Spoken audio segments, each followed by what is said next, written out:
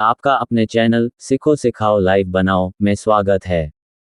आप देख रहे हैं एस.के. पांडे की किताब मध्यकालीन भारत का इतिहास, पेज नंबर 468 से 506 तक। राष्ट्रीय विकास परिषद 6 अगस्त 1952 ईस्वी। National development council.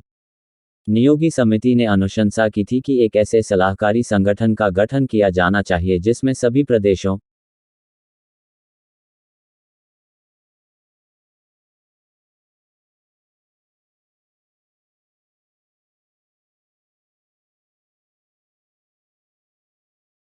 आपका अपने चैनल सिखो सिखाओ लाइव बनाओ में स्वागत है। आप देख रहे हैं एस.के. पांडे की किताब मध्यकालीन भारत का इतिहास, पेज नंबर 468 से 506 तक। राष्ट्रीय विकास परिषद 6 अगस्त 1952 ईस्वी। National development council. नियोगी समिति ने अनुशंसा की थी कि एक ऐसे सलाहकारी संगठन का गठन किया जाना चाहिए जिसमें सभी प्रदेशों, रियासतों तथा अन्य हितों का प्रतिनिधित्व हो सके। योजना आयोग ने भी अपनी स्थापना के प्रारंभिक दिनों में इस प्रकार के समन्वयकारी संगठनों की उपयोगिता महसूस की थी। पहली पंचवर्षीय योजना के प्रारूप में ही इस बात पर जोर दिया गया था कि भारत जैसे विशाल देश में जहां संविधान के अंतर्गत राज्यों को क्रियाकलापों में स्वायत्तता प्राप्त है, वहां राष्ट्रीय विकास परिषद जैसे संगठन की आवश्यकता है, जो कि योजना के विभिन्न पक्षों को प्रधानमंत्री तथा मुख्यमंत्रियों द्वारा सावधिक मूल्यांकन करने का अवसर प्रदान कर सके। तत्पश्चात 6 अगस्त 1952 ईस्वी को केंद्रीय मंत्रिमंडल की अनुशंसा पर एनडीसी का गठन किया गया। यह एक संविधानेतर निकाय है। राष्ट्रीय विकास परिषद योजना आयोग से उच्च निकाय है। यह एक नीति निर्माता निकाय है और इसकी सिफारिशें केवल सुधार मात्र नहीं हैं, बल्कि वे नीति संबंधी निर्णयों के निर्मात्री के रूप में मानी जा सकती हैं। के शून्य संधानम का कथन है कि राष्ट्रीय विकास परिषद की स्थिति संपूर्ण भारतीय संघ के उच्च मंत्रिमंडल सुपर कैबिनेट के समकक्ष है, जो भारत सरकार और सभी राज्यों की सरकारों के लिए कार्य कर रही है। राष्ट्रीय विकास परिषद के कार्य। राष्ट्रीय विकास परिषद की स्थापना करने वाले शासकीय आदेश के अनुसार इस परिषद के निम्नलिखित कार्य हैं। 1. राष्ट्रीय योजना बनाने के लिए दिशा निर्देश देना। 2. योजना आयोग द्वारा बनाई गई राष्ट्रीय योजना पर विचार करना। 3. राष्ट्रीय योजना के लिए आवश्यक संसाधनों की मात्रा का आंकलन करना तथा उन्हें प्राप्त करने और वृद्धि करने का उपाय सुझाना। 4. विकास को प्रभावित करने वाले महत्वपूर्ण सामाजिक, आर्थिक, नीतिगत प्रश्नों पर विचार करना। 5. समय समय पर योजना का पुनरावलोकन करना तथा ऐसे उपाय सुझाना जो योजना के उद्देश्यों तथा लक्ष्यों को प्राप्त करने के लिए आवश्यक हों। संरचना स्ट्रक्चर। राष्ट्रीय विकास परिषद में प्रधानमंत्री के अतिरिक्त प्रमुख विभागों के मंत्री, योजना आयोग के सदस्य तथा राज्यों के मुख्यमंत्री सम्मिलित होते हैं। यदि कोई मुख्यमंत्री परिषद की बैठक में उपस्थित होने में असमर्थ होता है, तो अपना प्रतिनिधि भेज सकता है। इसके अतिरिक्त इसमें वे मंत्री भी आमंत्रित किए जाते हैं जिनके मंत्रालयों से संबंधित विषय इसी कार्यसूची में सम्मिलित रहते हैं। ऐसे भी अवसर आए हैं जब रिजर्व बैंक के गवर्नर, अर्थशास्त्रवेत्ता तथा अन्य विशेषज्ञ इसकी बैठकों में भाषण देने के लिए आमंत्रित किए गए हैं। प्रधानमंत्री परिषद का अध्यक्ष होता है। राज्य पुनर्गठन। 1956 ईस्वी के पूर्व परिषद की सदस्य संख्या लगभग 50 थी, जिसमें स राज्यों की संख्या ही 28 थी। राज्य पुनर्गठन के फलस्वरूप राज्यों की संख्या में कमी आ जाने के कारण सदस्यों की संख्या लगभग 30 रह गई है। अधिक सदस्य संख्या के कारण एक सुटर निकाय के रूप में वाद विवाद के लिए परिषद की उपयोगिता कम हो गई। इसके कारण नवंबर 1954 ईस्वी में एक स्थायी समिति की स्थापना की गई। इस समिति में लगभग 30 सदस्य थे। इसके अतिरिक्त कुछ समस्याओं की विस्तृत जांच पड़ताल के लिए यह परिषद समय समय पर समितियां नियुक्त करती रही है। प्रथम पंचवर्षीय योजना 1951 ईस्वी से 1956 ईस्वी। First 5 years plan. देश में पंचवर्षीय योजना में भारतीय अर्थव्यवस्था का स्वरूप मिश्रित अर्थव्यवस्था, मिक्स्ड इकोनॉमी के रूप में रखा गया, जिसमें सार्वजनिक एवं निजी क्षेत्र के सहअस्तित्व की बात कही गई। स्वतंत्रता के उपरांत भारत सरकार के सम्मुख 3 प्रमुख समस्याएं थीं: शरणार्थियों का पुनर्वास, अन्न की अत्यधिक कमी तथा अर्थव्यवस्था पर मुद्रास्फीति का दबाव। इसलिए प्रथम पंचवर्षीय योजना ने कृषि, जिसमें सिंचाई तथा ऊर्जा भी सम्मिलित थी, पर सबसे अधिक बल दिया। राजकीय क्षेत्र के 2069 करोड़ रुपए, जिसे बाद में 2378 करोड़ कर दिया गया था, का लगभग 44.6% इस क्षेत्र के विकास के लिए निश्चित किया गया। पंजाब में रोपड़ से लगभग 50 मील दूर सतलज नदी पर भाखड़ा नागल बांध का काम, जो कुछ समय से बहुत धीमी गति से हो रहा था, अब और तेज कर दिया गया। इसी प्रकार दामोदर घाटी योजना तथा हीराकुंड बांध का कार्य भी आरंभ किया गया। आधारभूत उद्योगों, जिनमें लघु तथा खनिज उद्योग भी सम्मिलित थे, के लिए 173 करोड़ रुपए निश्चित किए गए। प्रथम योजना में यद्यपि प्रारंभिक बल उत्पादन बढ़ाने पर दिया गया था, परंतु इसने केवल अपने आप को भौतिक विकास तक ही सीमित न रखा और प्रयास ये किया कि मानव तत्वों को भी अच्छा बनाया जाए तथा उसके लिए धन निर्धारित किया जाए। सामाजिक सेवाओं के लिए कुल 240 करोड़ रुपए का प्रावधान था। योजना में यह भी सुझाव था कि निवेश की मात्रा राष्ट्रीय आय के 5% से बढ़ाकर 7% कर दी जाए। प्रथम पंचवर्षीय योजना में 1952 ईस्वी में सामुदायिक विकास कार्यक्रम आरंभ किया गया। कृषि, सिंचाई तथा सामुदायिक विकास के क्षेत्र में इस योजना में महत्वपूर्ण सफलता प्राप्त की गई। राष्ट्रीय आय में भी 2.1% के लक्ष्य से अधिक 3.6% की वृद्धि दर प्राप्त हुई। द्वितीय पंचवर्षीय योजना 1956 ईस्वी से 1961 ईस्वी, सेकेंड 5 ईयर्स प्लान।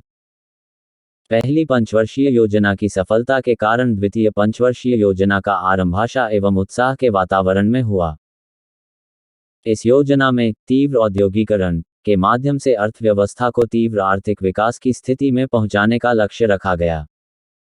इसमें आधारभूत और भारी उद्योगों पर विशेष बल दिया गया और इसे सर्वोच्च प्राथमिकता दी गई। सार्वजनिक क्षेत्र में दुर्गापुर, भिलाई और रूरकेला इस्पात कारखाने की स्थापना, निजी क्षेत्र के 2 इस्पात कारखानों को विस्तार, कोयले के उत्पादन में 74% वृद्धि, सीमेंट का उत्पादन 3 गुना करना, भारतीय रेलवे की क्षमता में वृद्धि करना आदि इस योजना के प्रमुख लक्ष्य थे। इस योजना में राष्ट्रीय आय में तीव्र वृद्धि, रोजगार के अवसरों में वृद्धि, आय व संपत्ति की असमानता को कम करना भी महत्वपूर्ण लक्ष्य थे। द्वितीय पंचवर्षीय योजना में कृषि की जगह उद्योग को प्राथमिकता देने के परिणामस्वरूप खाद्यान्न तथा अन्य कृषि उत्पादनों में भारी कमी हो गई, मुद्रास्फीति बढ़ी तथा इनके कारण विदेशी मुद्रा का संकट पैदा हो गया। स्वेज नहर संकट तथा अपर्याप्त वर्षा के कारण स्थिति और अधिक खराब हो गई। राष्ट्रीय आय की वृद्धि दर 4%, लक्ष्य 4.5% से कम रही। प्रति व्यक्ति आय की वृद्धि दर 1.9% रही। इन असफलताओं के बावजूद द्वितीय पंचवर्षीय योजना में आर्थिक विकास की दिशा में कुछ महत्वपूर्ण उपलब्धियां प्राप्त करने में सफलता मिली। इस योजना में सार्वजनिक क्षेत्र औद्योगिकरण के क्षेत्र में उत्प्रेरक के रूप में उभरकर सामने आए। संसाधन सूजन के क्षेत्र में भी महत्वपूर्ण सफलता मिली। ऊर्जा, परिवहन और संचार के क्षेत्र में आधारभूत ढांचे का विस्तार हुआ, जिससे भविष्य में तीव्र औद्योगिक विकास के लिए आधार तैयार हुआ। तृतीय पंचवर्षीय योजना 1961 ईस्वी - 1966 ईस्वी, थर्ड 5 ईयर्स प्लान। इस योजना का उद्देश्य प्रथम तथा द्वितीय पंचवर्षीय योजनाओं को आगे बढ़ाना था। इसका उद्देश्य सरकारी उपक्रमों में 7,250 करोड़ रुपये लगाना था। योजना का लक्ष्य ये था कि राष्ट्रीय आय को 30% तक बढ़ाया जाए तथा प्रति व्यक्ति आय लगभग 17% बढ़ाई जाए। मई 1964 ईस्वी में नेहरू की मृत्यु हो गई। इस योजना के अंतिम 2 वर्षों में इसकी उन्नति की गति कुछ धीमी हो गई। इसके मूल कारण 1962 ईस्वी का भारत चीन सीमा विवाद, 1965 ईस्वी में भारत पाक युद्ध तथा 2 वर्ष तक लगातार सूखा, महंगाई, अंतर्राष्ट्रीय मुद्राकोष का बढ़ता हुआ ऋण, रुपये का अवमूल्यन आदि थे। भूमि सुधार, लैंड रिफॉर्म। भूमि सुधार का आशय भूमि के साथ किसान के संबंधों में संस्थागत परिवर्तन लाए जाने से है। छोटे किसानों व खेतिहर मजदूरों के हितों के अनुकूल भूमि के स्वामित्व का वितरण भूमि सुधार कहलाता है। आजादी के तुरंत बाद भूमि सुधारों की प्रक्रिया प्रारंभ हो गई। इसकी प्रमुख विशेषताएं निम्नलिखित थीं। 1. बिचौलियों की समाप्ति, जैसे जमींदार, जागीरदार इत्यादि। दो काश्तकारी सुधार, जिनमें काश्तकारों को जोत की सुरक्षा प्रदान की गई, भूमि कर कम किया गया और काश्तकारों को स्वामित्व के अधिकार प्रदान किए गए। 3. भूमि पर हदबंदी। 4. सहकारी और सामुदायिक विकास कार्यक्रम। इसे संस्थागत सुधारों का दौर भी कहा गया है। जमींदारी उन्मूलन। आर्थिक विकास की दृष्टि से जमींदारी व्यवस्था ठीक नहीं है। अतः आजादी के 1 या 2 वर्षों के अंदर ही अनेक प्रदेशों की सरकारों ने जमींदारी उन्मूलन से संबंधित कानून बनाए।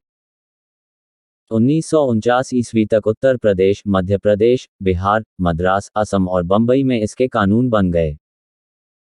G0B0 पंत की अध्यक्षता में बनी U0P0 जमींदारी उन्मूलन समिति की रिपोर्ट बहुत लोगों के लिए आदर्श बनी।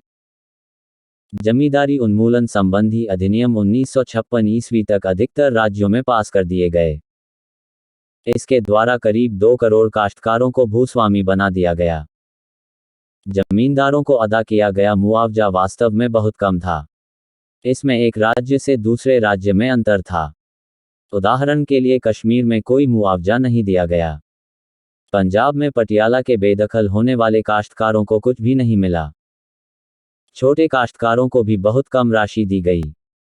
उत्तर प्रदेश में मुआवजा जमीन के आकार के विपरीत अनुपात में दिया गया। छोटे जमींदारों को धनी किसानों से अलग करना मुश्किल था। भूमि सुधारों को जानबूझकर उनके खिलाफ लागू नहीं किया गया। ऐसे भूस्वामियों को जो 25 रुपए तक का लगान देते थे, मुआवजे के रूप में अपनी वास्तविक वार्षिक आय का 20 गुना मिला। दूसरी ओर 2000 रू शून्य से 10,000 रू शून्य तक भू राजस्व अदा करने वाले बड़े जमींदारों को अपनी वास्तविक वार्षिक आय का मात्र 2 से 4 गुना ही मुआवजा मिला।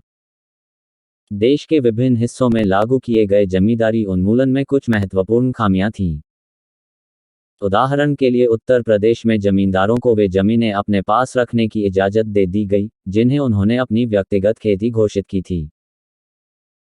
इसमें उन सभी को खेतिहर बनाया जा सकता था जो न सिर्फ जमीन जोत रहे थे बल्कि व्यक्तिगत रूप से या अपने किसी संबंधी के जरिए जमीन की देखभाल कर रहे थे या जमीन, पूंजी और कर्जा मुहैया करा रहे थे। इसके अलावा उत्तर प्रदेश, बिहार और मद्रास जैसे राज्यों में व्यक्तिगत खेती की कोई सीमा नहीं थी। ये सीमा तभी स्पष्ट हुई जब हदबंदी कानून पास किए गए। दूसरी ओर कांग्रेस की कृषि सुधार संबंधी कुमाप्पा समिति की 1949 ईस्वी की रिपोर्ट में स्पष्ट कहा गया था कि सिर्फ वे ही व्यक्तिगत खेती करने वाले कहलाएंगे जो कम से कम कुछ शारीरिक काम करते हैं और वास्तविक कृषि प्रक्रियाओं में भाग लेते हैं। साथ ही समिति ने व्यक्तिगत प्रयोग में शामिल की जाने वाली भूमि की सीमा बांध दी थी। वह सीमा किसी भी हालत में काश्तकार के लिए न्यूनतम आर्थिक सीमा से नीचे नहीं होनी चाहिए। इसका परिणाम ये हुआ कि वास्तव में वे जमींदार भी जो अनुपस्थित भूस्वामी थे, अब बड़ी जमीनों के मालिक बन सकते थे। कई इलाकों में जमींदार अपनी व्यक्तिगत जोत को अधिक से अधिक बड़ा दिखाने के लिए काश्तकारों, खासकर छोटे काश्तकारों को बड़े पैमाने पर बेदखल करने लगे। इसके बाद हदबंदी और काश्तकारी कानूनों के लागू होने पर बेदखली के और भी दौर चले। इससे कुल मिलाकर भारत में भूमि सुधारों पर काला धब्बा लग गया। भूस्वामियों ने भूमि सुधार कानूनों के अमल को रोकने के लिए न्यायिक प्रणाली का दुरुपयोग किया। बिहार में भूस्वामियों ने सबसे अधिक प्रतिरोध किया। इसके अलावा भूस्वामियों एवं निचले स्तरों के राजस्व अधिकारियों के बीच साठ-गांठ के कारण कानूनों को लागू करना और भी कठिन हो गया। कांग्रेस ने जवाब में जमींदारी उन्मूलन तेज करने का फैसला किया। ये जुलाई 1954 ईस्वी के ऑल इंडिया कांग्रेस कमेटी के प्रस्तावों, प्रादेशिक कांग्रेस समितियों के अध्यक्षों एवं मुख्यमंत्रियों के सम्मेलनों, प्रथम पंचवर्षीय योजना और सबसे बढ़कर कांग्रेस के चुनाव घोषणा पत्रों में दिखाई देता है। वयस्क मताधिकार पर आधारित जनतंत्र और जमींदारों के घटते प्रभाव के कारण किसानों की लंबे समय से चली आ रही मांगें पूरी करना जरूरी हो गया। कांग्रेस ने आवश्यक प्रशासनिक एवं वैधानिक कदम उठाए, जैसे 1951 ईस्वी में संसद में संवैधानिक संशोधन पास करवाना। इनका उद्देश्य भूस्वामियों का प्रतिरोध कम करना था। इतना सब होते हुए भी बिहार के कुछ क्षेत्रों को छोड़ देश के अधिकतर क्षेत्रों में जमींदारी उन्मूलन की प्रक्रिया भारतीय गणतंत्र की स्थापना के 1 दशक के अंदर अंदर पूरी हो गई। काश्तकारी सुधार। काश्तकारी व्यवस्था से मतलब कृषि संबंधों की उस प्रणाली से होता है जिसमें भूमि का मालिक खुद खेती नहीं करता और जमीन को काश्तकारों को पट्टे पर देता है। काश्तकारी सुधारों की 3 प्रमुख विशेषताएं थीं। 1. उन काश्तकारों के लिए काश्तकारी की गारंटी करना जिन्होंने विशेष अवधि तक उस जमीन पर खेती की हो, जैसे 6 वर्ष। यह अवधि एक क्षेत्र से दूसरे क्षेत्र में भिन्न थी। 2. काश्तकारों द्वारा दी गई लगान को एक उचित स्तर पर लाना। यह आमतौर पर लगान पर दी गई जमीन के कुल उत्पादन का 1/4 से 1/6 हिस्सा था। 3. काश्तकारी को उसके द्वारा जोती जा रही जमीन के स्वामित्व का अधिकार मिलना, लेकिन कुछ सीमाओं के साथ। स्वतंत्रता के समय लगान की दरें 34 से 75% तक थीं। प्रथम पंचवर्षीय योजना में सिफारिश की गई कि अधिकतम लगान उत्पादन का 20 से 25% तक होना चाहिए। देश के अलग अलग राज्यों में लगान की दरें अलग अलग निश्चित की गईं, जो 25 से 40% तक थीं। लेकिन इसको कड़ाई से लागू नहीं किया जा सका और भूस्वामी अपनी मजबूत आर्थिक व सामाजिक स्थिति के कारण इससे कहीं अधिक दर पर लगान वसूलने में लगे रहे। काश्तकारों का पक्ष इस मामले में कमजोर ही रहा, क्योंकि ज्यादातर काश्तकारी मौखिक थी और भूमि रिकॉर्डों में इनकी चर्चा नहीं थी। काश्तकारों की भूमि से बेदखली को रोकने के लिए अधिकतर राज्यों में कानून बनाए गए जिनके उद्देश्य थे बेदखली न हो। यदि भूस्वामी को भूमि लौटाई जाती है तो केवल खुद काश्त के लिए ही लौटाई जाए तथा भूस्वामी को भूमि लौटाने के बाद भी काश्तकार के पास कुछ भूमि छोड़ दी जाए। इन कानूनों का पूरा लाभ काश्तकारों को नहीं मिल पाया। कुछ राज्यों ने बटाईदारों को काश्तकार नहीं माना। कुछ राज्यों में भूस्वामियों को खुद काश्त के लिए उच्चतम सीमा तक भूमि वापस लेने की अनुमति दी गई। खुद काश्त को दोषपूर्ण परिभाषा अपनाने के कारण काश्तकारों की बेदखली को रोकने के प्रयास असफल सिद्ध हुए। स्वैच्छिक समर्पण के प्रावधान का भी भूस्वामियों ने लाभ उठाया। निष्कर्ष रूप में काश्तकारी सुधार का उद्देश्य था कि उत्पादन के द्वारा सामाजिक न्याय सुनिश्चित किया जाए। परंतु अनेक काश्तकारी सुधार अधिनियमों के बावजूद काश्तकार और उपकाश्तकार भूस्वामी न बन सके और 1968 ईस्वी में कुल काश्तकार परिवारों में 23.56% परिवार अभी भी काश्तकार थे। इस अनिश्चित स्थिति ने अन्न उत्पादन को भी प्रभावित किया, क्योंकि काश्तकार न तो भूमि में पैसा लगाने के इच्छुक थे और न हो उनमें पैसा लगाने की सामर्थ्य थी। ऐसी अस्पष्ट परिस्थितियों ने काश्तकार को अच्छे बीज प्रयोग करने से भी रोके रखा तथा कई बार इससे सामाजिक खिंचाव भी बढ़ा। इसका परिणाम ये हुआ कि पहली 3 पंचवर्षीय योजनाओं का कार्यकाल पूरा होने के बावजूद काश्तकारी सुधारों से इच्छित परिणाम सामने नहीं आए। भूमि हदबंदी, लैंड सीलिंग। भारत में भूमि सुधारों का एक प्रमुख उद्देश्य भूसंपत्ति पर हदबंदी तय करना था। इसका उद्देश्य भूमि का वितरण अधिक समान बनाना था। अखिल भारतीय किसान सभा ने 1946 ईस्वी में प्रति भूस्वामी 25 एकड़ की अधिकतम भूस्वामित्व की सीमा का समर्थन किया था। कांग्रेस ने भी आजादी के तुरंत बाद भूमि हदबंदी के विचार का समर्थन किया। नवंबर 1947 ईस्वी में कांग्रेस ने एक समिति का गठन किया, जिसके प्रमुख जवाहरलाल नेहरू थे। इस समिति ने सुझाव दिया, भूमि की अधिकतम सीमा तय की जानी चाहिए। इस सीमा से अधिक भूमि अधिग्रहण करके ग्राम सहकारिता समिति को सौंप देना चाहिए। इसी तरह J0C0 कुमाप्पा की अध्यक्षता में कांग्रेस कृषि सुधार समिति ने भी जुलाई 1949 ईस्वी में अपनी रिपोर्ट पेश करते हुए भूमि हदबंदी का समर्थन किया। इस हदबंदी में आर्थिक हदबंदी का 3 गुना होने का सुझाव दिया गया। आर्थिक हदबंदी वह हदबंदी थी जो खेतिहर को उचित जीवन स्तर प्रदान करे, सामान्य आकार के परिवार को पूर्ण रोजगार दे और कम से कम 2 बैल मुहैया करा सके। प्रथम पंचवर्षीय योजना ने भी व्यक्ति द्वारा रखी जाने वाली भूमि की अधिकतम सीमा तय करने वाले सिद्धांत का समर्थन किया। इस योजना ने यद्यपि कुमाप्पा समिति द्वारा सुझाई गई अधिकतम सीमा उचित मानी, लेकिन यह मत भी प्रकट किया कि वास्तविक अधिकतम सीमा अपनी खेती के इतिहास और वर्तमान समस्याओं का ध्यान रखते हुए प्रत्येक राज्य द्वारा तय की जानी चाहिए। 1952 ईस्वी में राष्ट्रीय विकास परिषद (NDC) का गठन किया गया। इसके तहत प्रधानमंत्री नेहरू की अध्यक्षता में सभी राज्यों के मुख्यमंत्री इकट्ठा होकर विकास संबंधी महत्वपूर्ण मुद्दों पर बहस किया करते। 1957 ईस्वी में NDC की स्थायी समिति ने तय किया कि उन राज्यों में हदबंदी संबंधी कार्य 1960 ईस्वी के अंत तक पूरे किए जाएं, जहां ऐसे कानून बनाए जा चुके थे। अन्य राज्यों में 1958-59 ईस्वी में इससे संबंधित कानून पास कर लिए जाएं।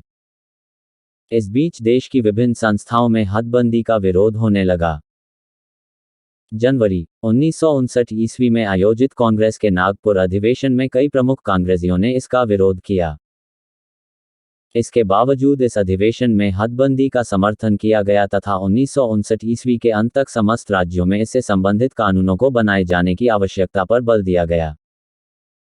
इसमें कहा गया कि हदबंदी से बची जमीन पंचायतों को दी जानी चाहिए और उनका प्रबंधन भूमिहीन मजदूरों की सहकारी संस्थाओं को करना चाहिए। नागपुर अधिवेशन के निर्णयों की कांग्रेस के कई नेताओं ने आलोचना की। कांग्रेस संसदीय पार्टी के सचिव N0G0 रंगा ने दिसंबर 1958 ईस्वी में संसद के 100 कांग्रेस सदस्यों द्वारा हस्ताक्षरित एक पत्र नेहरू को भेजा, जिसमें हदबंदी का विरोध किया गया। उन्होंने फरवरी 1959 ईस्वी में कांग्रेस से इस्तीफा दे दिया। N0G0 रंगा, C0 राजगोपालाचारी एवं मीनू मसानी हदबंदी के विरोध में एक साथ हो गए। Meenu Masani, forum for free enterprise, मुफ्त उद्यम के पक्ष में संस्था के महत्वपूर्ण नेता थे। ये फोरम राष्ट्रीयकरण के खिलाफ तथा निजी क्षेत्र पर सार्वजनिक क्षेत्र के हावी होने के विरुद्ध अभियान चला रहा था। रंगा और मसानी ने मिलकर जून 1959 ईस्वी में स्वतंत्र पार्टी बनाई, जिसके अध्यक्ष रंगा बने। वे काश्तकार भी, जिन्हें जमींदारी उन्मूलन से फायदा हुआ था और जो भूस्वामी बन चुके थे, भूमि सुधार के अगले कदम के खिलाफ उठ खड़े हुए। यह अगला कदम था हदबंदी से फाजिल जमीन का पुनर्वितरण। नागपुर अधिवेशन के बाद अधिकतर राज्यों ने 1961 ईस्वी के अंत तक कानून बनाकर अपने यहाँ इसे लागू किया। 1961 ईस्वी तक हदबंदी कानून पास करने के बावजूद 1970 ईस्वी तक बिहार, मैसूर, केरल, उड़ीसा और राजस्थान जैसे राज्यों में एक भी एकड़ भूमि अतिरिक्त घोषित नहीं की गई। आंध्र प्रदेश में पात्र 1400 एकड़ जमीन हदबंदी के बाद बची घोषित की गई, लेकिन कोई भी जमीन बांटी नहीं गई। सिर्फ जम्मू कश्मीर ही ऐसा राज्य था जहां 1955 ईस्वी के मध्य तक हदबंदी कानून पूरी तरह लागू हुआ। काश्तकारों और भूमि मजदूरों को 2,300,000 एकड़ अतिरिक्त जमीन का बंटवारा किया गया, जबकि पूरे भारत में 1970 ईस्वी के अंत तक सिर्फ 24 लाख एकड़ जमीन अतिरिक्त घोषित की गई। बांटी गई जमीन इस जमीन की मात्र आधी थी, जो भारत में कुल जोती जाने वाली जमीन का मात्र 0.3% थी। 1960 ईस्वी के दशक में भूमि सुधारों का दूसरा दौर शुरू हुआ। राष्ट्रीय विकास परिषद की भूमि सुधार अमल कमेटी की बैठक जून 1964 ईस्वी में हुई। इसमें मुख्यमंत्रियों पर भूमि कानूनों में कमियां दूर करने और उन्हें प्रभावशाली ढंग से लागू करने पर जोर दिया गया। 1969 ईस्वी के बाद इंदिरा गांधी के वामपंथ की ओर झुकाव के बाद इन कोशिशों को और भी बल मिला। थे भूमि हदबंदी कानूनों की सीमित सफलता के पीछे निम्नलिखित कारण महत्वपूर्ण। एक ऐसी परिस्थिति में जहां भारत में 70% से अधिक भू संपत्तियों 5 एकड़ से कम की थी, राज्यों द्वारा तय की गई हदबंदियों काफी अधिक थीं। उदाहरण के लिए आंध्र प्रदेश में भूमि के स्वरूप के अनुसार ये 27 से 312 एकड़ के बीच थी। असम में ये 50 एकड़, केरल में 15 से 37.5 एकड़, पंजाब में 30 से 60 एकड़, पश्चिम बंगाल में 25 एकड़, महाराष्ट्र में 18 से 26 एकड़ आदि थी। इसके अलावा अधिकतर राज्यों में हदबंदी व्यक्तिगत आधार पर लागू की गई, न कि परिवार की भू संपत्ति के आधार पर। इससे भूस्वामियों को अपनी संपत्ति को हदबंदी से बचाने के लिए परिवार के सदस्यों के नाम जमीन अलग अलग कर देने का मौका मिल गया। कई राज्यों में हदबंदी बढ़ाई भी जा सकती थी, जैसे केरल में 67%, मध्य प्रदेश में 90%, बिहार, मद्रास और महाराष्ट्र में 100%, त्रिपुरा में 140% इत्यादि। इसकी इजाजत परिवार के सदस्यों के 5 से अधिक होने की स्थिति में मिलती थी। आंध्र प्रदेश में कोई सीमा नहीं थी।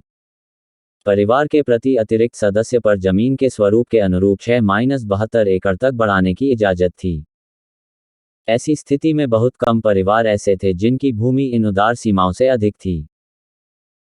केवल कुछ ही राज्य ऐसे थे जिनमें हदबंदी से अधिक बड़ी बहुत ही कम जोतें होने के कारण परिवार के आकार पर कोई ध्यान नहीं दिया गया, जैसे जम्मू कश्मीर, पश्चिम बंगाल, हिमाचल प्रदेश और पंजाब। दो द्वितीय योजना ने सुझाव दिया कि भूमि की कुछ श्रेणियों को हदबंदी से छूट दी जा सकती है। इसका फायदा उठाकर अधिकतर राज्यों में बड़े पैमाने पर छूटें दी गई। इनमें चाय, कॉफी तथा रबर के बागान, बगीचे, पशुपालन एवं प्रजनन, दूध आदि के उत्पादन, ऊन उत्पादन वगैरह से संबंधित विशेष फॉर्मों जैसी श्रेणियों को छूट दी गई। इसका उद्देश्य प्रगतिशील या पूंजीवादी खेती का विकास रोकना नहीं, बल्कि उसे बढ़ावा देना था। लेकिन ये छूटें अत्यधिक और अजीबोगरीब थीं। जैसे तमिलनाडु में 26 किस्म की छूटें दी गई थीं।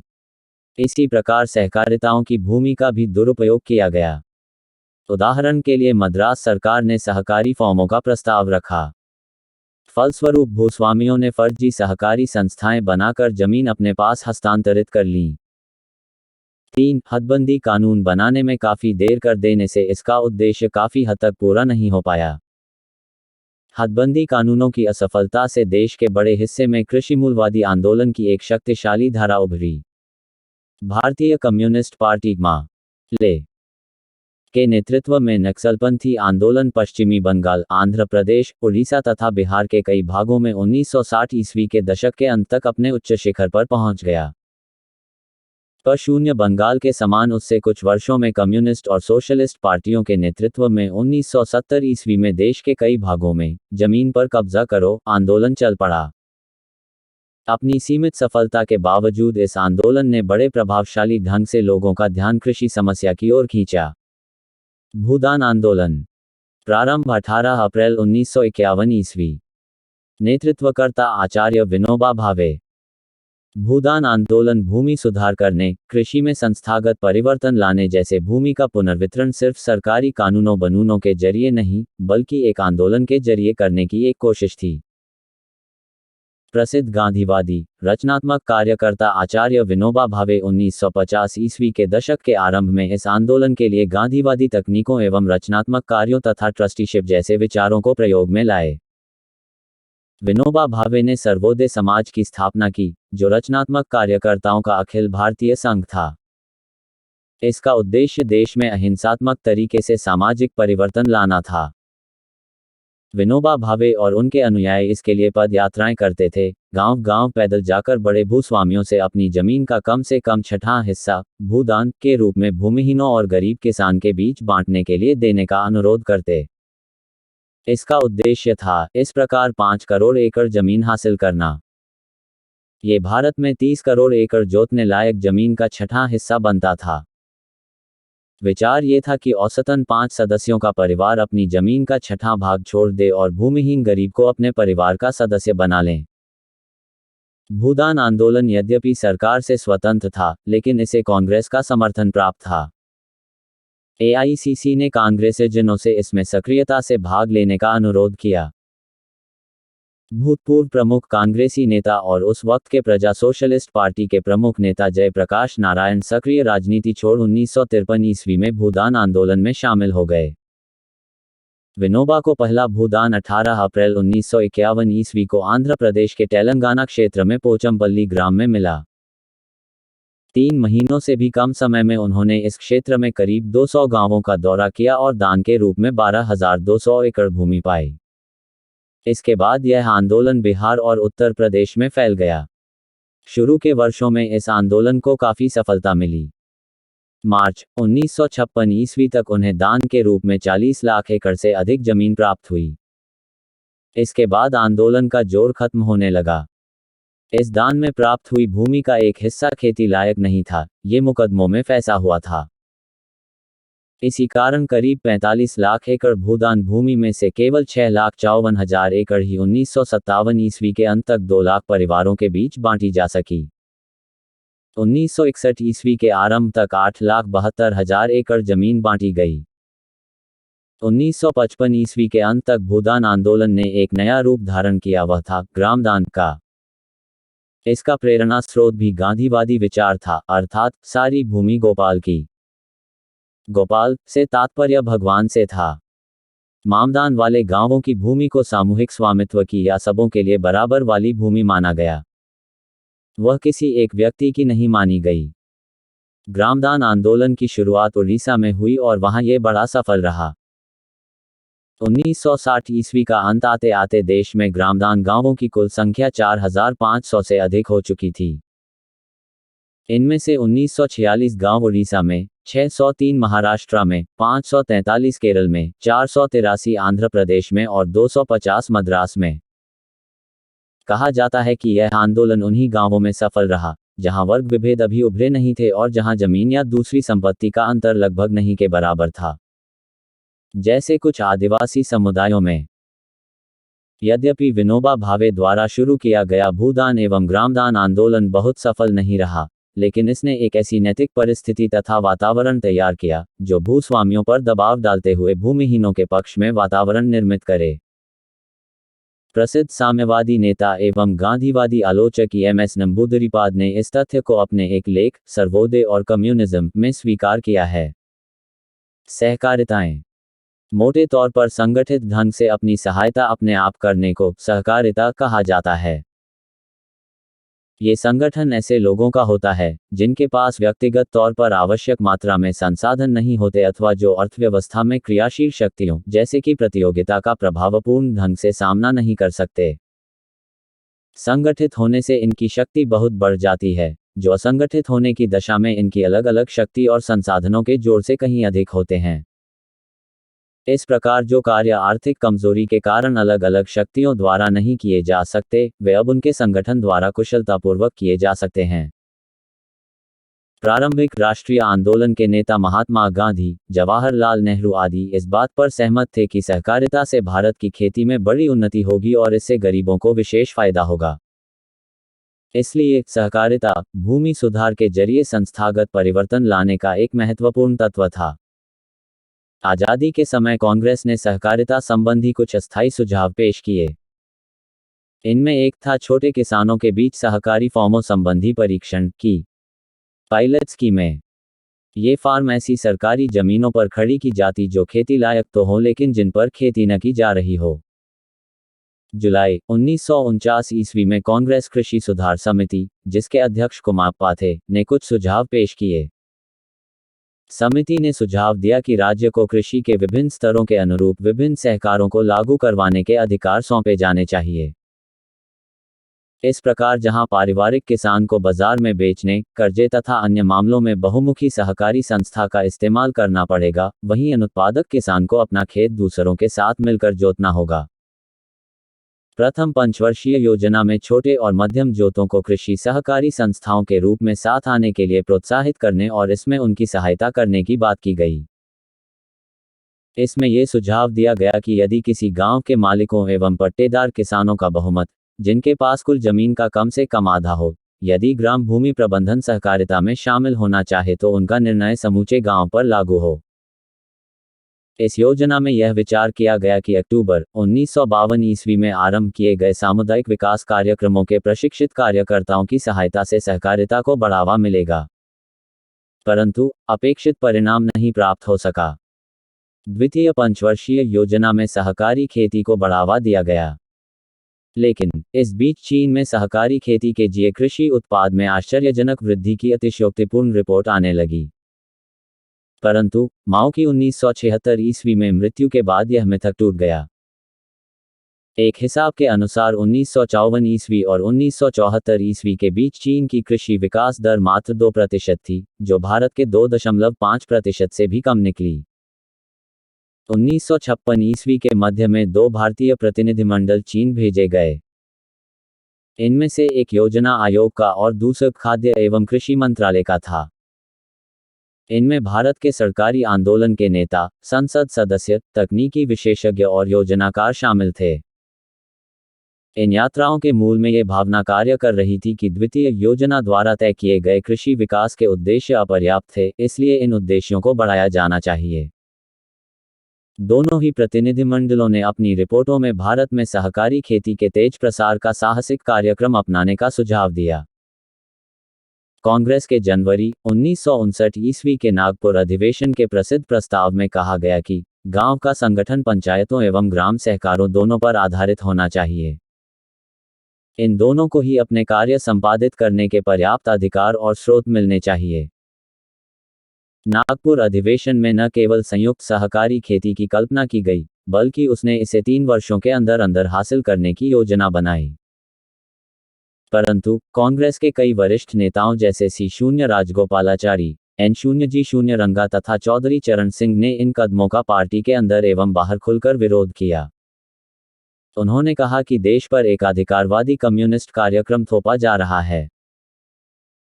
कांग्रेस में विभाजन की स्थिति को देखते हुए नेहरू ने फरवरी 1959 ईस्वी में संसद को विश्वास दिलाया कि सहकारिताओं के निर्माण में बल प्रयोग का सवाल ही पैदा नहीं होता और इस प्रश्न पर संसद द्वारा कोई नया कानून पास नहीं किया जाएगा।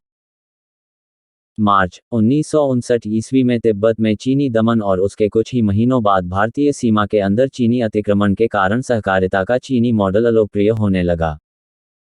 कांग्रेस ने भी इसे जून 1959 ईस्वी के बाद पूरी तरह छोड़ दिया। तीसरी पंचवर्षीय योजना में सहकारिता के प्रति अधिक व्यावहारिक रुख अपनाया गया। इस योजना में सहकारी खेती के बारे में प्रत्येक जिले में 10 पायलट योजनाएं अपनाना तय किया गया। साथ ही इस ओर भी ध्यान दिलाया गया कि सहकारी खेती, सामुदायिक विकास, कर्जे, विक्रय, वितरण, ग्रामीण उद्योगों का विकास तथा भूमि सुधार की सफलता पर आधारित आम कृषि विकास से ही हो सकता है। पायलट योजनाएं ये योजनाएं तृतीय पंचवर्षीय योजना में अपनाई गई। इन योजनाओं के रूप में राज्य द्वारा संचालित सहकारी फार्म चलाए गए। इनमें आमतौर पर पहले न इस्तेमाल की गई खराब जमीनों को भूमिहीनों, हरिजनों, विस्थापितों और इसी प्रकार के असुरक्षित लोगों में बांटा गया। परंतु खराब जमीन, सिंचाई की उचित व्यवस्था न होने, सही रूप में प्रेरित और खेतिहरों द्वारा वास्तविक रूप में सहकारिता के रूप में चलाए जाने के बजाय सरकारी कार्यक्रमों के रूप में चलाए जाने से ये संस्थाएं महंगी और असफल प्रयोग साबित हुई। सहकारी खेती में जो अपेक्षित उत्पादकता वृद्धि और व्यापकता के फायदे होने चाहिए, वे इन फॉर्मों में नहीं थे। कुल मिलाकर सेवा सहकारों खासकर ऋण सहकारों ने भारतीय कृषि में विशेष भूमिका अदा की। 1951 और 52 ईस्वी में जहां प्राथमिक कृषि ऋण समितियों ने, जो माम स्तरीय सहकारी समितियां थीं, 23 करोड़ रुपया खर्चा दिया था। 1960 और 61 ईस्वी में उन्होंने 2 अरब रुपए दिए। लेकिन सहकारी ऋण समितियों को तब बहुत बड़ा धक्का लगा जब उनके द्वारा दिए गए कर्जी का एक बड़ा हिस्सा लौटाया नहीं गया। इतना सब होते हुए भी सेवा सहकारों ने ग्रामीण भारत में महत्वपूर्ण भूमिका अदा करना शुरू किया। किसानों के अधिक व्यापक तबकों को अधिक सस्ते कर्ज उपलब्ध कराने में उनकी भूमिका महत्वपूर्ण थी। इससे किसान न केवल बेहतर बीज, आधुनिक औजार, सस्ती खाद इत्यादि खरीद पाए, बल्कि उन तक पहुंचने के रास्ते भी खुल गए। वास्तव में सहकारिता के कारण ही 1960 ईस्वी के दशक के अंत में हरित क्रांति की सफलता के लिए अनुकूल परिस्थितियां भी पैदा हुई। ये क्रांति कृषि आधुनिक आवश्यक वस्तुओं के गहन प्रयोग पर आधारित थी। वुल्फ लादेजिस्को ने मई 1972 ईस्वी में विश्व बैंक के वार्षिक नोट में टिप्पणी की, इन सहकारों से लाखों लाख किसानों को फायदा पहुंचा है। उनके बिना ग्रामीण भारत की कल्पना नहीं की जा सकती। श्वेत क्रांति, दुग्ध सहकार। भारत में सहकारिता आंदोलन का सबसे सफल प्रयोग दुग्ध उत्पादन में हुआ, जो आगे चलकर सफेद क्रांति में परिवर्तित हो गया। श्वेत क्रांति की शुरुआत गुजरात के कैरा खेड़ा जिले में हुई। यहाँ के किसानों ने दिसंबर 1946 ईस्वी में कैरा जिला सहकारी दुग्ध उत्पादक संघ लिमिटेड का गठन किया। इसने अपनी शुरुआत आनंद नामक स्थान से की। किसान प्रतिदिन 250 लीटर दूध सप्लाई करने लगे। गांधीवादी स्वतंत्रता सेनानी त्रिभुवन दास के पटेल ने गांव-गांव पैदल घूमकर बड़े धैर्य से किसानों को दुग्ध सहकारी संस्थाएं बनाने के लिए राजी किया। वे जनवरी 1947 ईस्वी में संघ के प्रथम अध्यक्ष बने। इस पद पर वे 25 वर्षों से भी अधिक समय तक चुने जाते रहे। डॉक्टर वर्गीज कुरियन, जो केरल के प्रतिभाशाली इंजीनियर थे, 1950 से 1973 ईस्वी के बीच संघ के मुख्य कार्यकारी पद पर रहे। संघ की शुरुआत मात्र 2 ग्राम सहकारी संस्थाओं से हुई थी, जिनमें से प्रत्येक में 100 से भी कम सदस्य थे। परंतु कालांतर में इन संस्थाओं की संख्या निरंतर बढ़ती गई। 1955 ईस्वी में यूनियन ने अपने उत्पादों के लिए अभल अमूल शब्द का प्रयोग करना शुरू किया। भूमि सुधारों का मूल्यांकन। स्वतंत्रता के बाद लागू भूमि सुधार कार्यक्रमों को अपेक्षित सफलता न मिल सकी। इन प्रयासों से न तो सामाजिक न्याय प्राप्त हुआ और न ही भूमि के स्वामित्व ढांचे में कोई परिवर्तन संभव हुआ। ग्रामीण जीवन इसी कारण लगभग ज्यों का त्यों बना रहा। जमींदारी समाप्त हो जाने के बाद भी भूमि के स्वामित्व की समस्या तो लगभग ज्यों की त्यों रही, क्योंकि काश्तकारी सुधारों के परिणामस्वरूप ग्रामीण जीवन में नए मध्यवर्गीय कृषकों ने जन्म लिया, जिन्होंने राजनीतिक सत्ता के सहारे ग्रामीण क्षेत्रों में सत्ता के नए केंद्र स्थापित कर लिए। कृषि विकास एवं हरित क्रांति।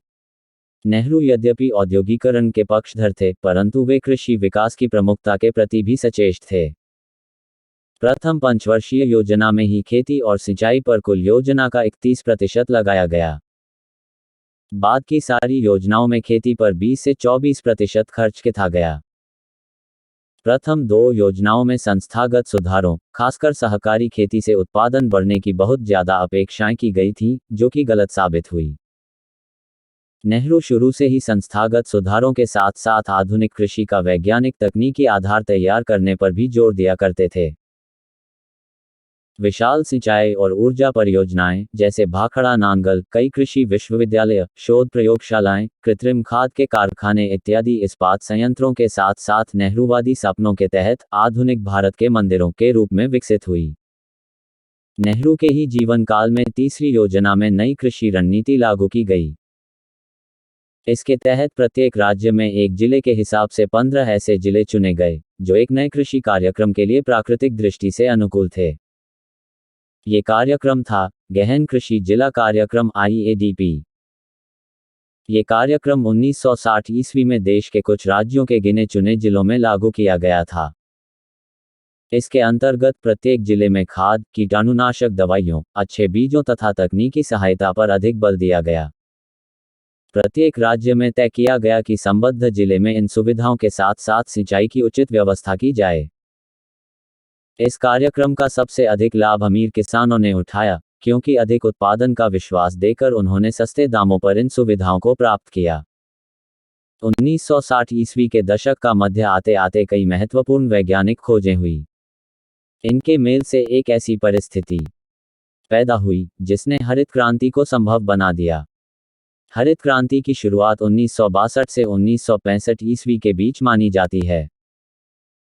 हरित क्रांति का एक बड़ा असर यह पड़ा कि इसने कृषि में उत्पादन बढ़ाकर आजादी के बाद हासिल उच्च कृषि विकास दर बनाए रखी। 1949 और 50 ईस्वी तथा 1989 और 90 ईस्वी के बीच विकास की औसत दर करीब 2.7% प्रतिवर्ष थी। हरित क्रांति से पूर्व की अवधि 1949 और 50 ईस्वी से 1964 और 65 ईस्वी में कृषि उत्पादन में विकास का 51% क्षेत्रफल के प्रसार के फलस्वरूप हुआ। क्षेत्रफल का प्रसार 1.61% प्रतिवर्ष था। वृद्धि का 49% उत्पादन में वृद्धि के कारण हुआ। यह उत्पादन 1.5% प्रतिवर्ष के हिसाब से बढ़ा। इस प्रकार क्षेत्रफल और उत्पादन दोनों ही विकास का स्तर बनाए रखने में महत्वपूर्ण थे। जब क्षेत्रफल और प्रसार की सीमाएं समाप्त हो गई तो विकास की दर बनाए रखने के लिए उसी भूमि पर उत्पादन बढ़ाना आवश्यक हो गया। यही काम हरित क्रांति ने किया। हरित क्रांति से ग्रामीण क्षेत्रों में आर्थिक असमानताओं की खाई और चौड़ी हो गई। इस क्रांति से काश्तकारों तथा कृषि मजदूरों की स्थिति में कोई सुधार नहीं हुआ। फ्रैंकलिन का कथन है कि काश्तकारों को बेदखल करने की घटनाएं बहुत बढ़ गई। CP भारद्वाज द्वारा किए गए एक अध्ययन के अनुसार भले ही कृषि मजदूरों की मुद्रा मजदूरी में वृद्धि हुई हो, परंतु वास्तविक मजदूरी में गिरावट आई। राजनीतिक क्षेत्रों में भी हरित क्रांति का काफी प्रभाव पड़ा। सत्ता की खींचातानी में अमीर किसानों की ताकत अधिक होने से वे सफल हुए। शक्ति के नए नए केंद्र उभरकर सामने आए। अधिक उत्पादन ने इन किसानों की आर्थिक सामर्थ्य तो काफी बढ़ा दी। इनमें से कई तो स्वयं राजनीतिक सत्ताधारी बन गए या कई सत्ता के करीब पहुंच गए, जिससे सरकारी सुविधाओं का लाभ वे आसानी से उठा सकते थे। आर्थिक और राजनीतिक शक्तियों में परस्पर लेन देन का रिश्ता बड़ा पुराना था। हरित क्रांति ने इसे और सुगम बना दिया। राजनीतिक नेताओं और अमीर किसानों में सत्ता प्राप्ति के उद्देश्य से नए तालमेल उत्पन्न हुए, जिसमें कमजोर वर्गों को कोई लाभ न हो सका। हरित क्रांति अमीर किसानों के लिए हरित थी, भूमिहीनों तथा श्रमिकों के लिए तो सब सूखा ही था। नेहरू युग के कृषक आंदोलन। नेहरू युग के प्रमुख किसान आंदोलनों में तेलंगाना का किसान आंदोलन तथा पेप्सू काश्तकार आंदोलन प्रमुख थे। तेलंगाना कृषक आंदोलन। हैदराबाद राज्य पर निरंकुश निजाम का शासन था। यहाँ के किसानों को जागीरदारों और देशमुखों के हाथों उत्पीड़न का शिकार होना पड़ रहा था। यहाँ के कम्युनिस्ट ने सरकार द्वारा लादी गई घृणित और अनाज लेवी तथा वेटबेगार या जमींदारों एवं अफसरों द्वारा जबरदस्ती मजदूरी की व्यवस्था के खिलाफ कम्युनिस्टों ने निजाम विरोधी और हैदराबाद के एकीकरण के समर्थन में चल रहे आंदोलन में सक्रियता से भाग लिया। अगस्त 1947 ईस्वी से सितंबर 1948 ईस्वी के इसी दौर में जब वे निजाम विरोधी और भारत समर्थक आंदोलन में भाग ले रहे थे, कम्युनिस्टों को सबसे अधिक सफलता मिली। कम्युनिस्टों ने किसानों को सभाओं में संगठित किया और उनके छापामार दस्ते या दलम बनाए, जो रजाकार कैंपों पर हमले करते और गांव की रक्षा करते। हैदराबाद के निजाम के विरुद्ध भारतीय फौजों ने 13 सितंबर 1958 ईस्वी को हैदराबाद में प्रवेश किया। लोगों ने सेना का स्वागत किया तथा निजाम ने आत्मसमर्पण कर दिया। लेकिन इस बीच कम्युनिस्टों ने सशस्त्र संघर्ष जारी रखने का फैसला किया। उन्होंने रोशनाकी की साम्राज्यवाद समर्थक पूंजीवादी भूस्वामी नेहरू सरकार के विरुद्ध उनका संघ जारी रहेगा। उन्होंने अपने दलम या छापेमार दस्तों के सदस्यों को जंगलों में छिपकर भारतीय फौजों पर हमले करने का आदेश दिया। इससे कम्युनिस्टों को बहुत नुकसान हुआ तथा उसके अनेक कार्यकर्ता मारे गए। 1951 ईस्वी तक इस आंदोलन को वापस ले लिया गया। सरकार ने स्वतंत्रता के बाद 1949 ईस्वी में जागीरदारी उन्मूलन नियम तैयार किया। 1950 ईस्वी में हैदराबाद काश्तकारी और कृषि भूमि एक्ट पास किया गया। इन सब उपायों के फलस्वरूप तेलंगाना कृषक आंदोलन समाप्त हो गया। पेप्सू कृषक आंदोलन PEPSU peasant movements Patiala, Punjab के रजवाड़ों में सबसे बड़ा था। वह अपने अत्याचारी और लालची महाराजा के लिए बदनाम था। यहाँ के भूस्वामियों को स्थानीय भाषा में विसर्वेदार कहा जाता था। उन्हें पहले सिर्फ लगान वसूली के अधिकार ही प्राप्त थे, लेकिन बाद में प्रशासन में अपने बढ़ते प्रभाव के कारण वे स्वामित्व का अधिकार हासिल करने में सफल हो गए।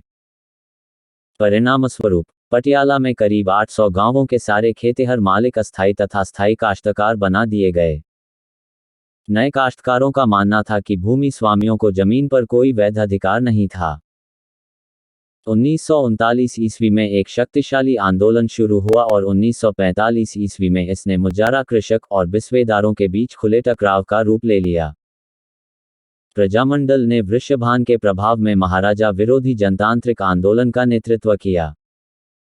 वृषभान कम्युनिस्टों एवं काश्तकारों के हमदर्द थे। प्रजामंडल को कांग्रेस का समर्थन मिलने से काश्तकारों को बल मिला। आज़ादी के बाद पटियाला भारत संघ में शामिल हो गया। लेकिन जिम्मेदार सरकार बनाने की दिशा में महाराजा ने कोई कदम नहीं उठाया।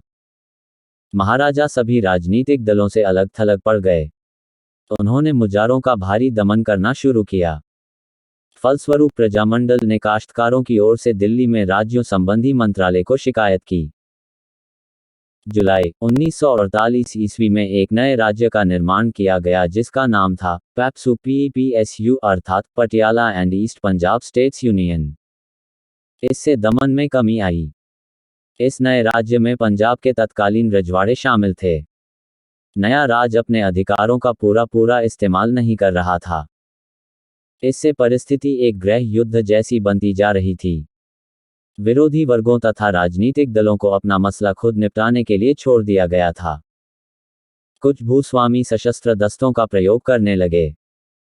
हथियारबंद स्वयंसेवक दल का निर्माण 1948 ईस्वी में तेजा सिंह स्वतंत्र के नेतृत्व में लाल कम्युनिस्ट पार्टी ने उसी वर्ष किया। ये दल पंजाब के कम्युनिस्टों से अलग हुआ था।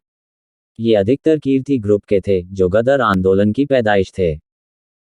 1951 ईस्वी में कांग्रेसी मंत्रिमंडल बनने के बाद परिस्थिति बदल गई। इसमें वृषभान उप मुख्यमंत्री थे। कृषि संबंधी सुझाव देने के लिए एक कृषि सुधार जांच समिति बनाई गई। कानून बनने तक पेप्सू काश्तकारी एक्ट जनवरी 1952 ईस्वी में लागू किया गया। इसमें काश्तकारों को बेदखली से संरक्षण प्रदान किया गया। इसी बीच आम चुनावों में कांग्रेस को पेप्सू में बहुमत नहीं मिल पाया। इस बार महाराजा के चाचा रारेवाला का मंत्रिमंडल बना। यह मंत्रिमंडल भी बिना कृषि कानून पास किए गिर गया। अतः राष्ट्रपति शासन लागू किया गया। राष्ट्रपति ने पेप्सू स्थायी काश्तकार संबंधी अधिनियम 1953 ईस्वी लागू किया। इस अधिनियम के तहत नियमित जमीन जोतने वाले काश्तकार भू लगान का 12 गुना मुआवजा देकर इस जमीन के मालिक बन सकते थे। कम्युनिस्टों ने नए कृषि कानूनों की आलोचना की। फलस्वरूप वे किसानों से अलग थलग पड़ने लगे। इससे कम्युनिस्टों को नुकसान उठाना पड़ा। जाति एवं अस्पृश्यता विरोधी राजनीति। भारत में जाति प्रथा का उदय करीब 2500 वर्षों पहले हुआ। यह न सिर्फ हिंदुओं बल्कि सिखों, ईसाइयों, मुसलमानों के बीच भी पाया जाता है। जाति प्रथा का सबसे कुरूप स्वरूप ये रहा कि उसने कुछ तबकों को अछूत और जाति विहीन घोषित कर दिया। इस बहाने उन्हें जमीन के स्वामित्व, मंदिर में प्रवेश, गांव के कुओं जैसे पानी के स्रोतों से वंचित रखा। इन अछूतों के पानी या भोजन तक को उच्च वर्ग के लोग स्वीकार नहीं करते थे। 19वीं सदी से इस व्यवस्था में दरारें पड़ने लगीं। आधुनिकीकरण के कारण अछूतों की स्थिति में परिवर्तन आया। महाराष्ट्र में ज्योतिबा फुले और केरल में श्री नारायण गुरु तथा अन्य ने जाति व्यवस्था एवं असमानता पर प्रश्न चिन्ह लगाया। 1920 ईस्वी के बाद गांधी जी ने अछूतों की समस्या को राष्ट्रीय आंदोलन के साथ जोड़ दिया। मंदिर में प्रवेश संबंधी वायकोम 1924 से 1925 ईस्वी तथा गुरुवायूर सत्याग्रह 1931 और 32 ईस्वी जैसे आंदोलन बुलाए गए। अंग्रेजों ने 1932 ईस्वी की सांप्रदायिक घोषणा के आधार पर विधायिकाओं में आरक्षित सीटें देने का सुझाव रखा। अछूतों आधार आंदोलन में डॉ. अंबेडकर का नाम अत्यंत प्रसिद्ध है। बाबा साहब डॉक्टर भीमराव रामजी अंबेडकर। डॉक्टर बाबा साहब अंबेडकर जी एक मेधावी वकील थे। उनकी शिक्षा बड़ौदा के महाराजा द्वारा प्रदान स्कॉलरशिप के सहारे अमेरिका में हुई थी। वे महाराष्ट्र की एक महत्वपूर्ण अछूत जाति, महार के थे। वे 1920 ईस्वी के दशक के अंत तक दलितों के एक महत्वपूर्ण नेता के रूप में उभरे। 1932 ईस्वी में जब गांधी जी सांप्रदायिक घोषणा के खिलाफ अनशन पर बैठ गए, तब अंबेडकर पुनः पैक्ट के लिए सहमत हो गए। इस पैक्ट के तहत दलित वर्गों को सामान्य हिंदू वर्गों से आरक्षित सीटें दी गईं। लेकिन 1936 ईस्वी तक आते आते वे इस नतीजे पर पहुंचे कि कोई दूसरा धर्म अपनाने की जरूरत है। उन्होंने सिख धर्म अपना भी लिया, लेकिन ये धर्म परिवर्तन मुलतवी रखा गया, क्योंकि ब्रिटिश सरकार ने ऐसी स्थिति में आरक्षण बरकरार रखने की कोई गारंटी नहीं दी। 1936 ईस्वी में उन्होंने इंडिपेंडेंट लेबर पार्टी का गठन किया। इसमें मजदूरों और किसानों को साथ लाने की कोशिश की गई। इस पार्टी ने 1937 ईस्वी में बंबई विधानसभा के चुनावों में भाग लिया और कुछ सीटें भी प्राप्त कीं। उन्होंने 1942 ईस्वी में जनजाति संघ फेडरेशन की स्थापना की। उन्होंने इस समझ के आधार पर औपनिवेशिक सरकार के साथ राजनीतिक सहयोग किया कि इससे जनजातियों को अधिक फायदा मिलेगा। इस वफादारी के कारण उन्हें 1940 ईस्वी के दशक में वायसराय की कार्यकारिणी में सदस्यता मिली। स्वतंत्रता के बाद बाबा साहब डॉक्टर अंबेडकर जी संविधान सभा की प्रारूप समिति के अध्यक्ष चुने गए। इसी कारण इन्हें संविधान निर्माता भी कहा जाता है। संविधान के अनुच्छेद 17 द्वारा अस्पृश्यता समाप्त कर दी गई। 1955 ईस्वी में संसद ने अस्पृश्यता अधिनियम पास किया। इसमें स्पष्ट किया गया कि ऐसे अपराधों के लिए दंड, लाइसेंस रद्द किया जाना और सार्वजनिक सहायता बंद करना शामिल है। संविधान में जनजातियों के लिए विधायिकाओं, शैक्षणिक संस्थाओं और सरकारी सेवाओं में सीटों के आरक्षण का प्रावधान भी जोड़ा गया। आरंभ में आरक्षण 10 वर्षों के लिए लागू किया गया था, लेकिन तब से इसे लगातार बढ़ाया जाता रहा है। बाबा साहेब डॉक्टर भीमराव अंबेडकर जी कानून के ज्ञाता थे। आज़ादी के पहले के मतभेदों के बावजूद कांग्रेस ने नेहरू के कैबिनेट में उन्हें कानून मंत्री बनाया। लेकिन बाद में मतभेद पैदा हो गया। उन्होंने सरकार छोड़ दी और अखिल भारतीय जनजाति महासंघ का निर्माण किया। इस संगठन ने चुनाव भी लड़े, लेकिन आरक्षित सीटों में वह अधिकतर कांग्रेस से हार गई। 1956 ईस्वी में उन्होंने पुनः धर्मांतरण किया तथा करीब 5 लाख लोगों के साथ बौद्ध धर्म अपना लिया। इसमें अधिकतर महार तथा आगरा के जाटव शामिल थे। अंबेडकर की मृत्यु 1956 ईस्वी में हो गई। उनके एक पत्र के आधार पर 1957 ईस्वी में रिपब्लिकन पार्टी का गठन किया गया। नेहरू युग में महिलाओं की दशा। 19वीं सदी के पूर्वार्ध में पुनर्जागरण आंदोलन ने महिलाओं की दशा सुधारने का प्रयत्न किया। राम मोहन राय ने सर्वप्रथम इस दिशा में पहल की। 1905 ईस्वी में बंगाल विभाजन के समय स्वदेशी आंदोलन में पहली बार महिलाओं ने बढ़ चढ़कर भाग लिया। जब आज़ादी के आंदोलनों का नेतृत्व गांधी जी ने संभाला, तब महिलाओं ने बढ़ चढ़कर भाग लिया। गांधी जी ने 1930 ईस्वी के दशक के मध्य में महिलाओं और आज़ादी के लिए बहादुरी से लड़ने वाली योद्धा मृदुला साराभाई से कहा, मैंने भारतीय महिलाओं को रसोई घर से बाहर लाने का कार्य किया है। अब आपको उन्हें वापस लौटने से रोकने का काम करना है। 1926 ईस्वी में अखिल भारतीय महिला सम्मेलन की स्थापना हुई। 1950 ईस्वी के दशक के आरंभ में नेहरू ने हिंदू कोड बिल पास करने की प्रक्रिया आरंभ कर दी। इसकी मांग 1930 ईस्वी के दशक से ही महिलाएं करती रही हैं। संवैधानिक विशेषज्ञ BN राव, जिन्होंने भारतीय संविधान का प्रथम मसौदा तैयार किया था, की अध्यक्षता में गठित समिति ने 1944 ईस्वी में ही इस पर विचार करके कोड का मसौदा तैयार कर लिया था। एक और समिति डॉक्टर बाबा साहेब भीमराव अंबेडकर जी की अध्यक्षता में बनी थी। वे आज़ादी के बाद कानून मंत्री बने थे। उन्होंने एक बिल पेश किया था जिसमें शादी और उसके लिए सहमति की उम्र बढ़ाई गई।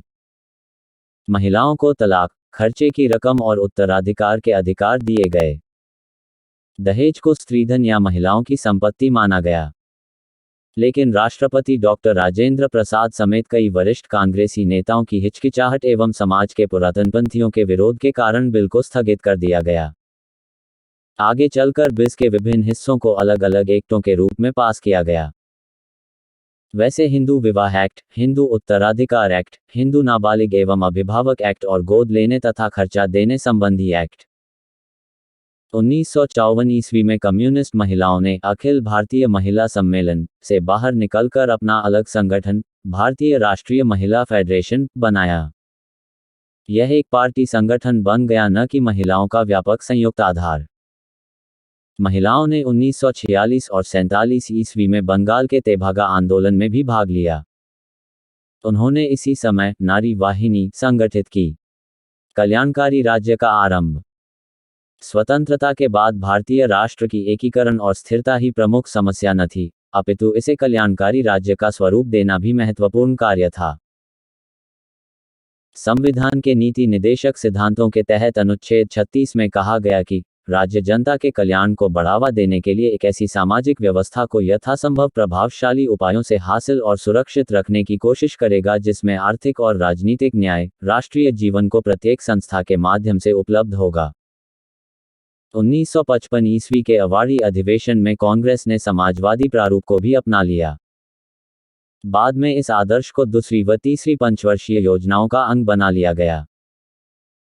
परिणामस्वरूप सामाजिक सुधारों की दिशा में कई महत्वपूर्ण कदम नेहरू ने भूमि सुधार, नियोजित आर्थिक विकास, सार्वजनिक क्षेत्र के विकास आदि के रूप में उठाए। इसके अतिरिक्त दूरगामी श्रमिक कानून निर्धारित किए गए जिसके तहत सामूहिक समझौता और सौदेबाजी को मान्यता, ट्रेड यूनियन बनाने व हड़ताल करने का अधिकार, रोजगार की सुरक्षा एवं दुर्घटना बीमा का प्रावधान आदि की सुरक्षा दी गई। शिक्षा, स्वास्थ्य और अन्य सामाजिक सुविधाओं का भी विस्तार किया गया। संविधान में 1955 ईस्वी में अछूत विरोधी कानून पास किया गया। इसके द्वारा छुआछूत का रिवाज दंडनीय और संज्ञेय अपराध बना दिया गया।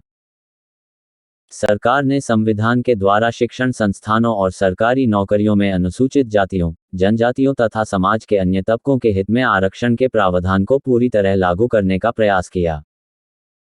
एक अनुसूचित जाति एवं जनजाति आयुक्त की नियुक्ति भी की गई ताकि इन कार्यक्रमों के लागू किए जाने पर पूरी निगरानी रखी जा सके। महिलाओं की स्थिति को ऊंचा उठाने के लिए 1951 ईस्वी में हिंदू कोड बिल का प्रस्ताव किया गया। इस विधेयक का समाज के कई तबके में भारी विरोध हुआ। खासतौर पर जनसंघ और अन्य हिंदू सांप्रदायिक संगठनों ने इस विरोध का नेतृत्व किया। इस कारण नेहरू ने इस बिल को तात्कालिक रूप से लागू करने पर रोक लगा दी। सत्ता में वापस आने के बाद सरकार ने इस विधेयक को 4 अलग अलग कानूनों की शक्ल में पारित किया, जिसमें एकनिष्ठ विवाह, पुरुष और स्त्री दोनों के लिए तलाक का प्रावधान, विवाह और सहमति की उम्र बढ़ाने तथा महिलाओं को पारिवारिक संपत्ति में हिस्सा प्राप्त करने का अधिकार दिलाया गया। कल्याणकारी राज्य की स्थापना में शिक्षा का बहुत योगदान होता है। 1951 ईस्वी में कुल आबादी का मात्र 16.6% समूह ही साक्षर था। ग्रामीण परिवारों में यह मात्र 6% ही था। फलस्वरूप संविधान ने ये निर्देश दिया कि 1961 ईस्वी तक सरकार 14 वर्ष की उम्र तक के प्रत्येक बच्चे को अनिवार्य और मुफ्त शिक्षा प्रदान करे। बाद में ये लक्ष्य बढ़ाकर 1966 ईस्वी तक कर दिया गया। 1951 और 52 ईस्वी में शिक्षा के ऊपर खर्च 19.8 करोड़ रु था, वहीं यह 1964 और 65 ईस्वी में बढ़कर 146.27 करोड़ रु हो गया। ये वृद्धि 7 गुने से भी अधिक थी। नेहरू ने लड़कियों की शिक्षा पर खासा ध्यान दिया। 1951 ईस्वी और 1961 ईस्वी के बीच स्कूलों में छात्रों की संख्या 2 गुनी और छात्राओं की संख्या 3 गुनी हो गई। 1950 और 51 ईस्वी के मुकाबले 1965 और 66 ईस्वी में पहली से चौथी कक्षा तक के छात्रों की संख्या 1.37 करोड़ से बढ़कर 3.21 करोड़ हो गई। माध्यमिक स्कूलों की संख्या 7,288 से बढ़कर 24,477 हो गई। आज़ादी के समय सिर्फ 18 विश्वविद्यालय थे। 1964 ईस्वी तक विश्वविद्यालयों की संख्या बढ़कर 54 तक पहुंच गई। इस दौरान छात्राओं की संख्या बढ़कर 6 गुना हो गई, जो कुल विद्यार्थियों का 22% था। ग्रामीण क्षेत्रों के विकास के लिए 2 बड़े कार्यक्रम सामुदायिक विकास कार्यक्रम 1952 ईस्वी और पंचायती राज 1964 ईस्वी में शुरू किए गए। ये कार्यक्रम गांवों में कल्याणकारी राज्य की नींव डालने वाले थे। हालांकि ये कृषि के विकास के लिए बनाए गए थे, पर इनमें मुख्यतः कल्याण का उद्देश्य ग्रामीण भारत का चेहरा बदलना था ताकि लोगों का जीवन स्तर सुधारा जा सके। सामुदायिक विकास कार्यक्रम 1952 ईस्वी। सामुदायिक विकास कार्यक्रम सीमित स्तर पर 1952 ईस्वी में शुरू किया गया। इसमें 55 विकास प्रखंड चुने गए। प्रत्येक प्रखंड में 100 गांव और करीब 60 से 70 हजार की आबादी थी। 1960 ईस्वी के दशक के मध्य में आकर देश का अधिकाधिक भाग सामुदायिक प्रखंडों के जाल में ढक गया, जिसमें 6,000 प्रखंड विकास अधिकारी और करीब 600,000 ग्राम सेवक नियुक्त किए गए, जो इस कार्यक्रम को लागू कर सकें। इस कार्यक्रम में ग्रामीण जीवन के प्रत्येक पक्ष को लिया गया था। खेती बेहतर बनाने की विधियों से लेकर संचार, स्वास्थ्य और शिक्षा में सुधार आदि सभी पहलुओं को लिया गया था। इस कार्यक्रम में लोगों द्वारा आत्मनिर्भरता तथा आत्म सहायता और उत्तरदायित्व पर मुख्य रूप से जोर दिया जाना था। यह मूलतः जनता के कल्याण के लिए, जनता के एक आंदोलन के रूप में संगठित किया जाने वाला कार्यक्रम था।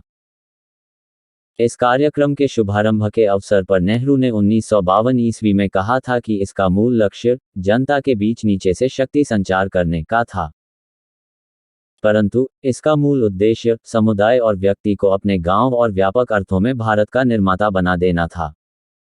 इसका दूसरा महत्वपूर्ण उद्देश्य समाज के निम्नतम तबके को ऊपर उठाना था। नेहरू ने बार बार सामुदायिक विकास कार्यक्रम और उसके साथ जुड़ी राष्ट्रीय विस्तार सेवा की चर्चा नई सरकार और एक महान क्रांति तथा भारत की पुनरुत्थानशील भावना का प्रतीक के रूप में किया। सामुदायिक विकास परियोजनाओं के घाटन के ठीक एक वर्ष बाद 2 अक्टूबर 1953 को राष्ट्रीय विस्तार सेवा कार्यक्रम प्रारंभ किया गया। सामुदायिक विकास परियोजना तथा राष्ट्रीय विस्तार सेवा के उद्देश्य समरूप माने गए, परंतु सामुदायिक परियोजना कार्यक्रम को 3 सालों में फैलाया गया, जबकि राष्ट्रीय विस्तार सेवा अपेक्षाकृत कम समय में सारे देश में कम विकास के संकल्प से एक स्थायी संगठन था। सामुदायिक विकास कार्यक्रम को विस्तार कार्यों में अच्छी सफलता प्राप्त हुई, जैसे बेहतर बीज, खाद आदि होने के परिणामस्वरूप आमतौर पर खेती का विकास तेज हुआ। इसके अलावा सड़क, तालाब, कुआं, स्कूल तथा प्राथमिक चिकित्सा केंद्र आदि का निर्माण तथा शिक्षा एवं चिकित्सा सेवाओं का विस्तार हुआ। परंतु ये कार्यक्रम अपने एक उद्देश्य में असफल हो गया, वह था अपने विकास गतिविधियों में लोगों की पूरी भागीदारी। इस कार्यक्रम की कमजोरी को 1957 ईस्वी में बलवंतराय मेहता समिति ने रेखांकित किया। इस समिति ने इस कार्यक्रम के नौकरशाही के चंगुल में फंसने और लोगों की भागीदारी के अभाव की जमकर आलोचना की। इसके इलाज के लिए समिति ने सिफारिश की कि ग्रामीण और जिला स्तरीय विकास प्रशासन का लोकतांत्रिक विकेंद्रीकरण किया जाए। इसी सिफारिश के आधार पर एक नई व्यवस्था पंचायती राज की शुरुआत की गई। पंचायती राज 2 अक्टूबर 1959 ईस्वी। राष्ट्रीय विकास परिषद के तत्वावधान में 1956 ईस्वी में परियोजना समिति द्वारा बलवंत राय मेहता की अध्यक्षता में एक सरकारी समिति का गठन किया गया। सन 1958 ईस्वी में राष्ट्रीय विकास परिषद ने लोकतांत्रिक विकेंद्रीकरण पर इसकी आधारभूत सिफारिशें स्वीकार कर लों। इसी आधार पर पंचायती राज को विभिन्न ढांचों में अनेक राज्यों में लागू किया गया। मेहता रिपोर्ट के अनुसार सबसे पहले राजस्थान तथा आंध्र प्रदेश में पंचायती राज की त्रिस्तरीय प्रणाली को अपनाया गया। शेष राज्यों असम, कर्नाटक एवं उड़ीसा ने 1959 ईस्वी, बिहार, गुजरात, पंजाब, हरियाणा, महाराष्ट्र तथा उत्तर प्रदेश ने 1961 ईस्वी, मध्य प्रदेश ने 1962 ईस्वी, पश्चिम बंगाल ने 1963 ईस्वी तथा हिमाचल प्रदेश ने 1968 ईस्वी में पंचायती राज विधान लागू किया। पंडित नेहरू ने सर्वप्रथम 2 अक्टूबर 1959 ईस्वी को राजस्थान के नागौर में पंचायती राज का उद्घाटन करते हुए कहा, हम भारत के लोकतंत्र या पंचायत राज की आधारशिला रख रहे हैं। आंध्र प्रदेश और राजस्थान में प्रारंभ की गई 3 स्तरीय प्रणाली का व्यापक विस्तार 7 और राज्यों में इसे लागू करके किया गया। ये राज्य थे गुजरात, महाराष्ट्र, पंजाब, हिमाचल प्रदेश, तमिलनाडु, उत्तर प्रदेश और बिहार। किंतु महाराष्ट्र और गुजरात का प्रतिमान अलग है। वहां जिला परिषद सबसे महत्वपूर्ण संस्था है जिसका गठन प्रत्यक्ष चुनाव द्वारा होता है। उन्होंने जिलाधिकारी के पद का एक मुख्य कार्यकारी अधिकारी नियुक्त किया है। तमिलनाडु और कर्नाटक में जिला परिषद के बदले जिला विकास परिषद होती है। 5 राज्यों मध्य प्रदेश, असम, हरियाणा, कर्नाटक और उड़ीसा में द्विस्तरीय प्रणाली ग्राम पंचायतें और पंचायत समितियां हैं। अन्य 4 राज्यों जम्मू कश्मीर, केरल, मणिपुर और त्रिपुरा में केवल एक स्तरीय प्रणाली है। पश्चिम बंगाल में 4 स्तरीय प्रणाली ग्राम पंचायत, अंचल पंचायत, आंचलिक परिषद और जिला परिषद लागू की गई थी। परंतु 1974 ईस्वी के पश्चिम बंगाल पंचायत अधिनियम ने स्तरों की संख्या 4 से घटाकर 3 कर दी। अरुणाचल प्रदेश, मेघालय, मिजोरम और नागालैंड में आधार स्तर पर प्रशासनिक इकाई के रूप में जनजातीय परिषद है। पंचायती राज व्यवस्था में प्रत्यक्ष रूप से चुने गए ग्राम पंचायतों और अप्रत्यक्ष रूप से चुने गए प्रखंड स्तरीय जिला परिषद के 3 स्तर बनाए गए। सामुदायिक विकास कार्यक्रम को पंचायती राज के साथ जोड़ दिया गया और बड़ी मात्रा में कार्य, वित्तीय संसाधन और अधिकार 3 स्तरीय समितियों को विकास कार्यक्रमों को चलाने के लिए सौंप दिए गए। इस प्रकार पंचायती राज के द्वारा सामुदायिक विकास कार्यक्रम की एक बहुत बड़ी कमजोरी को जनता की भागीदारी तथा कार्यक्रमों को लागू करने एवं निर्णय लेने का अधिकार सौंपकर दूर करने की कोशिश की गई। इसके तहत अधिकारियों की भूमिका सिर्फ सहायता और निर्देश देने की रह गई। इसके साथ ही गांवों में हजारों सहकारी संस्थाओं का जाल बुन दिया गया जिनमें सहकारी बैंक, भूमि गिरवी बैंक, सेवा और बाजार सहकारी समिति आदि संस्थाएं बनाई गईं। ये सभी संस्थाएं स्वायत्त थीं क्योंकि इनका संचालन चुनाव के आधार पर बनी संस्थाओं द्वारा किया जाता था। कालांतर में पंचायती राज व्यवस्थाओं के आधारभूत दोष सामने आए। इसके लाभ धनी और पूंजीवादी किसानों द्वारा हथिया लिए गए। 1964 ईस्वी में नेहरू की मृत्यु के बाद इसके प्रति उत्साह में और कमी आई। वर्ष 1965 ईस्वी से 1969 ईस्वी तक का काल पंचायती राज प्रणाली की उपेक्षा और ठहराव का काल था। इसकी वैधता को कायम करने तथा इसमें आवश्यक सुधार करने के लिए जनता सरकार ने 1977 ईस्वी में अशोक मेहता समिति की नियुक्ति की। विज्ञान और तकनीक का विकास। नेहरू युग की एक महत्वपूर्ण उपलब्धि वैज्ञानिक अनुसंधान और तकनीकी शिक्षा के क्षेत्र में थी। नेहरू यह मानते थे कि भारत की समस्याओं के समाधान के लिए विज्ञान और तकनीकी का विकास अत्यंत महत्वपूर्ण है। जनवरी 1938 ईस्वी में भारतीय विज्ञान कांग्रेस को दिए गए अपने संदेश में उन्होंने कहा था, सिर्फ विज्ञान ही अकेले भूख और गरीबी, गंदगी और अशिक्षा, अंधविश्वास और मृत हो रही परंपरा एवं रीति रिवाजों तथा संसाधनों को भारी बर्बादी से बचा सकता है। मार्च 1958 ईस्वी में लोकसभा द्वारा पारित किए गए वैज्ञानिक नीति प्रस्ताव में यही विचार दोहराया गया। देश के आर्थिक, सामाजिक और सांस्कृतिक विकास में विज्ञान एवं तकनीक को भूमिका को इसमें स्वीकार किया गया। वैज्ञानिक अनुसंधानों के संगठन एवं निर्देशन हेतु वैज्ञानिक अनुसंधान एवं प्राकृतिक संसाधनों से संबंधित मंत्रालय की स्थापना करने वाला भारत विश्व का प्रथम देश है। भारत में इस मंत्रालय की स्थापना 1951 ईस्वी में ही कर दी गई थी। इस मंत्रालय ने विज्ञान और प्रौद्योगिकी के विकास की सभी जिम्मेदारियां अपने ऊपर ले ली तथा इस क्षेत्र में महत्वपूर्ण कार्य किए। इसी संदर्भ में सरकार ने विज्ञान और प्रौद्योगिकी नीति की समय समय पर घोषणा की तथा पंचवर्षीय योजनाओं में विज्ञान और प्रौद्योगिकी के नियोजन तथा विकास को महत्वपूर्ण स्थान दिया।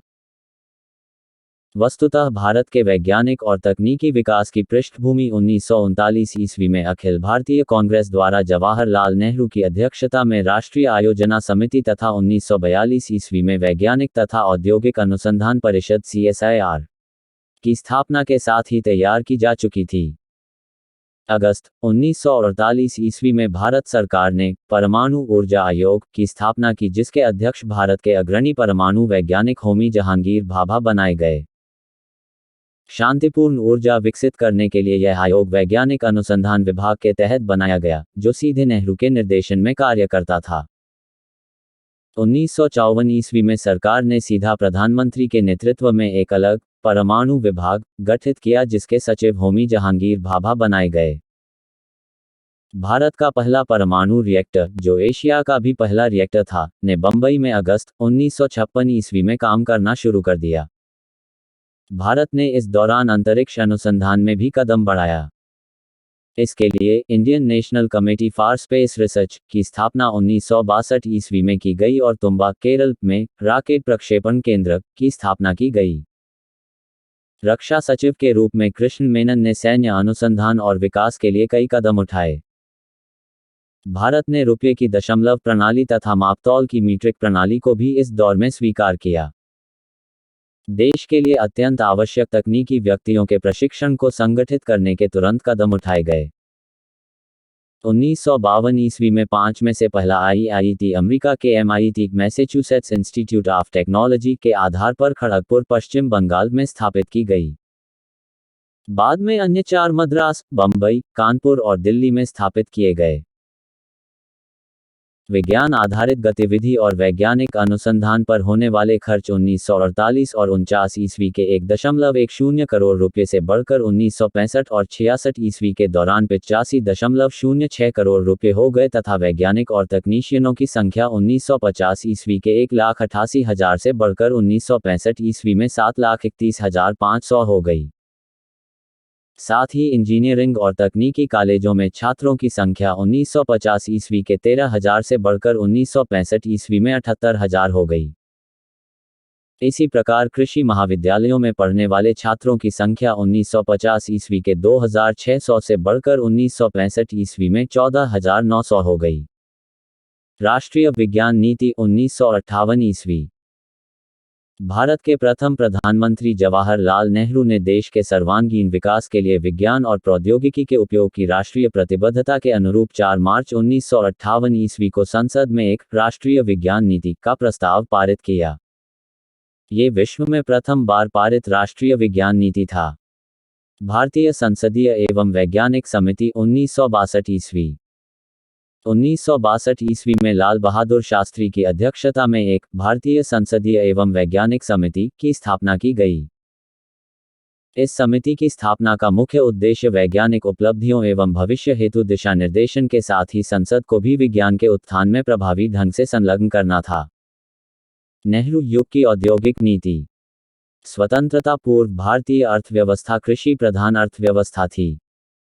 ब्रिटिश सरकार द्वारा औद्योगिक विकास का न कोई प्रयास किया गया और न ही कोई स्पष्ट औद्योगिक नीति थी। स्वतंत्रता पूर्व के वर्षों में कांग्रेस ने जिस औद्योगिक विकास की पद्धति को चुना था, उसमें राज्य की भूमिका केवल सहायता देने या मार्गदर्शन करने की ही नहीं, बल्कि उद्योगों पर नियंत्रण, उनका संचालन एवं उनको अपने ही स्वामित्व में रखने की थी। राष्ट्रीय योजना समिति तथा बॉम्बे योजना दोनों ने ही राज्य की इस भूमिका को स्वीकार किया था। इसी आधार पर पं. जवाहरलाल नेहरू ने स्वतंत्रता बाद दिसंबर 1947 ईस्वी में औद्योगिक क्षेत्र की समस्याओं पर विचार करने के लिए आर्थिक कार्यक्रम समिति की नियुक्ति की। वर्तमान औद्योगिक नीति मोटे रूप से 1956 ईस्वी की औद्योगिक नीति की देन है, किंतु इस नीति का विकास 1948 ईस्वी की औद्योगिक नीति के सहारे हुआ। सरकार की 1948 ईस्वी की औद्योगिक नीति। स्वतंत्रता के पश्चात सरकार की औद्योगिक नीति का प्रथम औपचारिक प्रतिपादन 6 अप्रैल 1948 ईस्वी के औद्योगिक नीति प्रस्ताव में किया गया। देश के लिए मिश्रित अर्थव्यवस्था की संकल्पना इस नीति में पहली बार की गई। इसके अंतर्गत सार्वजनिक तथा निजी क्षेत्र का विभाजन किया गया और दोनों क्षेत्रों के लिए अलग अलग उद्योगों का निर्धारण किया गया। इस औद्योगिक नीति की मुख्य बातें निम्नलिखित थीं। 1. सार्वजनिक तथा निजी क्षेत्रों के लिए उद्योगों का संरक्षण। इसके लिए उद्योगों को 4 प्रमुख श्रेणियों में विभाजित किया गया तथा उनके संबंध में सार्वजनिक तथा निजी क्षेत्रों के कार्य को निश्चित किया गया। केवल सरकार के लिए उद्योगों का संरक्षण। इनमें हथियारों तथा गोला बारूद के निर्माण, परमाणु शक्ति के उत्पादन और नियंत्रण तथा रेल परिवहन स्वामित्व और प्रबंधन संबंधी उद्योग शामिल थे। कुछ उद्योगों में सरकार के लिए नए प्रतिष्ठानों का संरक्षण। इनमें कोयला, लोहा, इस्पात, वायुयान निर्माण, जलयान निर्माण, रेडियो सेलों को छोड़कर टेलीग्राफ, बेतार के यंत्रों का निर्माण और खनिज तेल आदि शामिल थे। वे उद्योग जिनके लिए सरकार द्वारा आयोजन तथा विनियमन आवश्यक समझा गया। इनमें कुछ आधारमूलक उद्योग जैसे नमक, मोटर गाड़ियां, ट्रैक्टर, विद्युत, इंजीनियरिंग, भारी मशीनें, मशीनी औजार, उर्वरक, रसायन उद्योग, अलौह धातु उद्योग, रबर निर्मित माल, सूती तथा ऊनी कपड़ा, सीमेंट, चीनी, कागज, अखबारी कागज, वायु तथा समुद्री परिवहन और खनिज क्षेत्र के शेष उद्योग शामिल थे। निजी उद्यमियों के लिए सुरक्षित। इनमें औद्योगिक क्षेत्र के शेष उद्योग शामिल थे। इन्हें निजी उद्यमियों के लिए मुक्त रखा गया था, जिनमें निजी उद्यमियों के साथ साथ सहकारिताएं भी शामिल थीं। 2. विदेशी धनियों का भारतीयकरण। इस नीति में यह स्वीकार किया गया कि देश को विदेशी पूंजी तथा उद्यमियों विशेषकर औद्योगिक तकनीक तथा जानकारी की जरूरत है, किंतु राष्ट्रीय हितों को ध्यान में रखते हुए विदेशी पूंजी का विनियमन करना भी उतना ही जरूरी समझा गया। इस नीति में कहा गया कि अधिकतर ऐसा होना चाहिए कि स्वामित्व तथा कार्य नियंत्रण में एक बड़ा भाग भारतीयों के हाथ में हो, किंतु सभी मामलों में योग्य भारतीय कर्मचारियों को प्रशिक्षण देने पर जोर दिया जाना चाहिए जो अंततः विदेशी विशेषज्ञों का स्थान ले सकें। 3. कुटीर तथा लघु उद्योगों का महत्व। इस नीति में इन उद्योगों को महत्व दिया गया क्योंकि वे व्यक्तिगत, मामीन तथा सहकारी उद्योगों के विकास के क्षेत्र प्रदान करते हैं और विस्थापित लोगों के लिए पुनर्वास का जरिया मुहैया कराते हैं। इसके साथ साथ ये बड़े उद्योगों का विकेंद्रीकरण करने का अवसर भी प्रदान करते हैं। 1948 ईस्वी की औद्योगिक नीति को कार्यान्वित करने और उद्योगों के नियमन तथा विकास के लिए अक्टूबर 1951 ईस्वी में उद्योग विकास तथा विनियमन अधिनियम पास किया गया। इस अधिनियम को मई 1952 ईस्वी में लागू किया गया। इसमें 1953 ईस्वी एवं 1954 ईस्वी में आवश्यक संशोधन किया गया। इस नीति में प्रस्तावित प्रावधानों के फलस्वरूप रूरकेला, दुर्गापुर, भिलाई तथा बोकारो में आधा दर्जन इस्पात संयंत्रों की स्थापना हुई। 1948 ईस्वी की औद्योगिक नीति की सबसे महत्वपूर्ण बात यह थी कि इसमें सार्वजनिक और निजी क्षेत्र के सह अस्तित्व को स्वीकार करते हुए औद्योगिक विकास में दोनों की भूमिका स्पष्ट करने का प्रयास किया गया था। किंतु इस नीति में प्राथमिकताओं में तालमेल का अभाव था तथा कड़े सरकारी नियंत्रण और उनके प्रयोग के तरीकों के कारण भ्रष्टाचार को बढ़ावा मिला, जिससे औद्योगिक विकास की गति बाधित हुई। औद्योगिक विकास के अनुभव तथा नई परिस्थितियों और आवश्यकताओं को ध्यान में रखते हुए 1948 ईस्वी की औद्योगिक नीति को संशोधित कर 1956 ईस्वी में नई औद्योगिक नीति की घोषणा की गई। 1956 ईस्वी की औद्योगिक नीति 1956 ईस्वी की औद्योगिक नीति को इस रूप में सोचा गया था कि इससे दूसरी योजना के उद्देश्यों की ओर बढ़ने में मदद मिले, जैसे कि आर्थिक विकास की गति को तेज करना और औद्योगिकरण की प्रक्रिया में तेजी लाना, सार्वजनिक क्षेत्र का विस्तार, सहकारी क्षेत्र का विकास, मशीन बनाने वाले सार्वजनिक क्षेत्र का विस्तार, सरकारी क्षेत्र का विकास, मशीन बनाने वाले भारी उद्योगों की देश में स्थापना तथा विकास, आय और संपत्ति के वितरण की असमानताओं को कम करना तथा आर्थिक शक्ति के केंद्रीकरण को रोकने के लिए निजी एकाधिकारों की स्थापना को नियंत्रित करना। इस नीति की मुख्य बातें निम्नलिखित थीं। एक, उद्योगों का वर्गीकरण 1948 ईस्वी की नीति के अनुसार उद्योगों को 4 श्रेणियों में विभाजित करने के बजाय इस नीति के तहत 3 श्रेणियों में विभाजित किया गया। 1948 ईस्वी की नीति के सामरिक तथा आधारभूत उद्योगों को मिलाकर एक श्रेणी बना दी गई। प्रथम श्रेणी अर्थात अनुसूची क के उद्योग को केवल सरकार के लिए सुरक्षित कर दिया गया। इस श्रेणी में 17 उद्योग शामिल किए गए, जैसे हथियार तथा गोला बारूद, परमाणु शक्ति, लोहा तथा इस्पात, भारी मशीनें, भारी विद्युत उद्योग, कोयला, लोहा, खनिज तथा महत्वपूर्ण खनिज उत्पादन जैसे तांबा, सीसा व जस्ता, वायु परिवहन, रेल परिवहन, जहाजरानी, टेलीफोन, टेलीग्राफ, रेडियो यंत्र, विद्युत उत्पादन तथा वितरण। दूसरी श्रेणी अर्थात अनुसूची ख में ऐसे उद्योग रखे गए जिन पर धीरे धीरे सरकार का स्वामित्व बढ़ता रहेगा, किंतु इसमें सरकारी प्रयास की कमी को निजी उद्यमियों द्वारा पूरा किए जाने की अपेक्षा की गई थी। इसमें 12 उद्योग शामिल किए गए थे, जैसे एल्यूमिनियम, लोहा मिश्रित धातुएं, मशीनी औजार, जीवाणुनाशक दवाइयां, उर्वरक, सड़क व समुद्री परिवहन आदि। इस श्रेणी के अंतर्गत नए उद्योगों की स्थापना का कार्य सरकार को तथा पुराने उद्योगों के विस्तार का कार्य निजी क्षेत्र को सौंपा गया। तृतीय श्रेणी में शेष उद्योगों को रखा गया और इनके विकास की जिम्मेदारी निजी क्षेत्र को सौंपी गई। यद्यपि सरकार इस श्रेणी के उद्योगों के विकास में प्रत्यक्ष रूप से भाग नहीं लेगी, परंतु आधारभूत और वित्तीय संसाधनों के विकास के माध्यम से निजी क्षेत्र द्वारा उद्योगों के विकास के लिए अनुकूल परिस्थितियां उत्पन्न करेगी। 2, कुटीर तथा लघु उद्योगों को ऊंची प्राथमिकता। इस नीति में लघु और कुटीर उद्योगों को ऊंची प्राथमिकता दी गई। इन उद्योगों से तत्काल रोजगार मिलता है, राष्ट्रीय आय का अधिक समान वितरण होता है तथा अप्रयुक्त पूंजी एवं कौशल संबंधी संसाधनों से काम लेने में सुविधा होती है। 3, क्षेत्रीय असमानताओं को कम करना। संतुलित क्षेत्रीय विकास के आदर्श का अनुसरण करते हुए इस नीति के अंतर्गत औद्योगिक दृष्टि से पिछड़े इलाकों को पानी, बिजली, परिवहन की सुविधाएं देने तथा जिन क्षेत्रों में बेरोजगारी अधिक है, वहां औद्योगिक सुविधाओं का विस्तार करने की व्यवस्था की गई। 4, तकनीकी और प्रबंधक संवर्ग तथा औद्योगिक संबंध योजनाओं को सुचारू रूप से पूर्ण करने के लिए इस नीति में यह जरूरत महसूस की गई कि उपयुक्त तकनीक तथा प्रबंधकीय संवर्गों का गठन किया जाए, व्यवसाय प्रबंधन के लिए प्रशिक्षण सुविधाओं का पूरा विस्तार किया जाए और औद्योगिक संबंधों का यथोचित विनियमन किया जाए।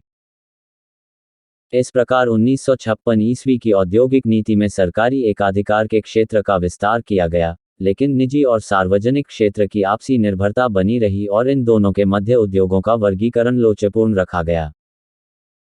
1948 ईस्वी व 1956 ईस्वी की दोनों ही नीतियों की मूल भावना समान ही थी, देश में मिश्रित अर्थव्यवस्था के ढांचे को मजबूत बनाना। भारत की विदेश नीति, नेहरू युग। किसी भी देश की विदेश नीति 3 प्रमुख कारकों के पारस्परिक संबंधों से निर्धारित होती है, जिनमें राष्ट्रीय हित, देश की भू राजनीतिक अनिवार्यता, पड़ोसी देश तथा अंतर्राष्ट्रीय वातावरण और विश्व शक्ति संतुलन शामिल हैं। एक वैध तथा प्रभावकारी विदेश नीति के निर्धारण में राष्ट्रीय हित की अनिवार्यता, क्षेत्रीय शक्ति संतुलन के परिवर्तित होते स्वरूप, अंतर्राष्ट्रीय घटनाओं में निरंतर बदलाव तथा खिंचाव और दबावपूर्ण परिस्थितियों के बीच अपने व्यापक राष्ट्रीय हितों की सुरक्षा तथा प्रगति के लिए देश अपनी नीतियों का नियमित रूप से समय समय पर पुनर्मूल्यांकन करते रहते हैं। भारतीय विदेशी नीति के वैचारिक आधार और मूलभूत परिप्रेक्ष्य को राष्ट्रीय स्वतंत्रता आंदोलन से माना जा सकता है। 20वीं शताब्दी के तीसरे दशक में भारतीय राष्ट्रीय कांग्रेस ने मुक्ति आंदोलन के रूप में वर्ष प्रतिवर्ष अपने अंतर्राष्ट्रीय दृष्टिकोण और नीति का विकास किया। दिल्ली में 1921 ईस्वी में भारतीय कांग्रेस समिति की बैठक एक ऐतिहासिक घटना थी, जिसने भारत की विदेश नीति को प्रभावित किया। पहली बार कांग्रेस ने भारत की विदेश नीति के बारे में आम प्रस्ताव पास किया, जिसमें यह निहित था कि वर्तमान भारतीय सरकार किसी भी तरह से भारतीय जनमत का प्रतिनिधित्व नहीं करती। इसलिए भारत ने साम्राज्यवाद के विरुद्ध खिलाफत आंदोलन को सहायता दी और साथ ही उसने अन्य साम्राज्यवादी देशों के विरुद्ध इस्लामी अरब राज्यों को अपना समर्थन दिया। सन 1927 ईस्वी के मद्रास अधिवेशन में कांग्रेस ने प्रस्ताव पास किया जो कि चीन, मेसोपोटामिया और पर्शिया में भारतीय सेनाओं के प्रयोग के विरुद्ध था। इसके साथ ही इसमें बड़े स्तर पर युद्ध की तैयारी से संबंधित ब्रिटिश नीति का विरोध किया गया। नेहरू ने बहुत पहले ठीक ही कहा था कि भारतीय विदेश नीति का मुख्य आधार 1927 ईस्वी का मद्रास अधिवेशन है। इसी वर्ष अखिल भारतीय कांग्रेस समिति AICC 0 ने पार्टी के अंदर ही नेहरू की अध्यक्षता में एक विदेश मंत्रालय बनाया। उसी समय से 1964 ईस्वी तक विदेशों के साथ भारत के संपर्क में नेहरू की आवाज मुख्य हो गई। 1928 ईस्वी के कलकत्ता अधिवेशन में कांग्रेस ने पश्चिमी साम्राज्यवाद के विरुद्ध मिस्र, सीरिया व इराक के स्वतंत्रता संघर्ष को अपना समर्थन दिया और यह भी कहा गया कि 1929 ईस्वी में राष्ट्रसंघ लीग ऑफ नेशंस की दूसरी विश्व कांग्रेस का प्रतिनिधित्व साम्राज्यवाद के विरुद्ध था। अतः यहाँ पर कुछ ऐसे चिन्ह मिलते हैं जो ये बताते हैं कि भारतीय नेता एक ऐसे सर्व एशियाई आंदोलन पैन एशियन मूवमेंट के बारे में सोच रहे थे जो कि यूरोपीय साम्राज्यवाद के विरुद्ध हो। सन 1930 ईस्वी के अंत में कांग्रेस ने खुले रूप से नाजी व फासीवादी गतिविधियों की भर्त्सना की। कांग्रेस ने ये घोषणा की कि वह साम्राज्यवादी युद्ध का समर्थन नहीं करती। इसके साथ ही कांग्रेस ने निश्चित किया कि वह अपने आप को फासीवाद तथा साम्राज्यवाद के प्रभाव से दूर रखकर शांति तथा स्वतंत्रता के मार्ग की ओर बढ़ेगी। जुलाई 1945 ईस्वी को कांग्रेस कार्यकारिणी समिति ने अपने प्रस्ताव में संयुक्त राष्ट्र संघ के निर्माण को अपना समर्थन दिया। सन 1946 ईस्वी में जब अंतरिम सरकार नेहरू के नियंत्रण में थी, तब उनके विचार शीत युद्ध व शक्ति राजनीति के बारे में बहुत स्पष्ट थे। 1946 ईस्वी में अपने आकाशवाणी भाषण में नेहरू जी ने कहा, हम ये प्रतिज्ञा करते हैं कि हम यथासंभव अपने आप को उन गुटों की शक्ति राजनीति से अलग रखेंगे जो एक दूसरे के विरुद्ध हैं, जिसके कारण पहला विश्व युद्ध हुआ और जो अब फिर बड़े स्तर पर नाश का कारण बन रही हैं। इसमें कोई शक नहीं कि नेहरू का ये कथन भारतीय विदेश नीति को विगत 50 वर्षों से निरंतरता व स्थिरता प्रदान कर रहा है। एशियाई संबंध सम्मेलन 1947 ईस्वी।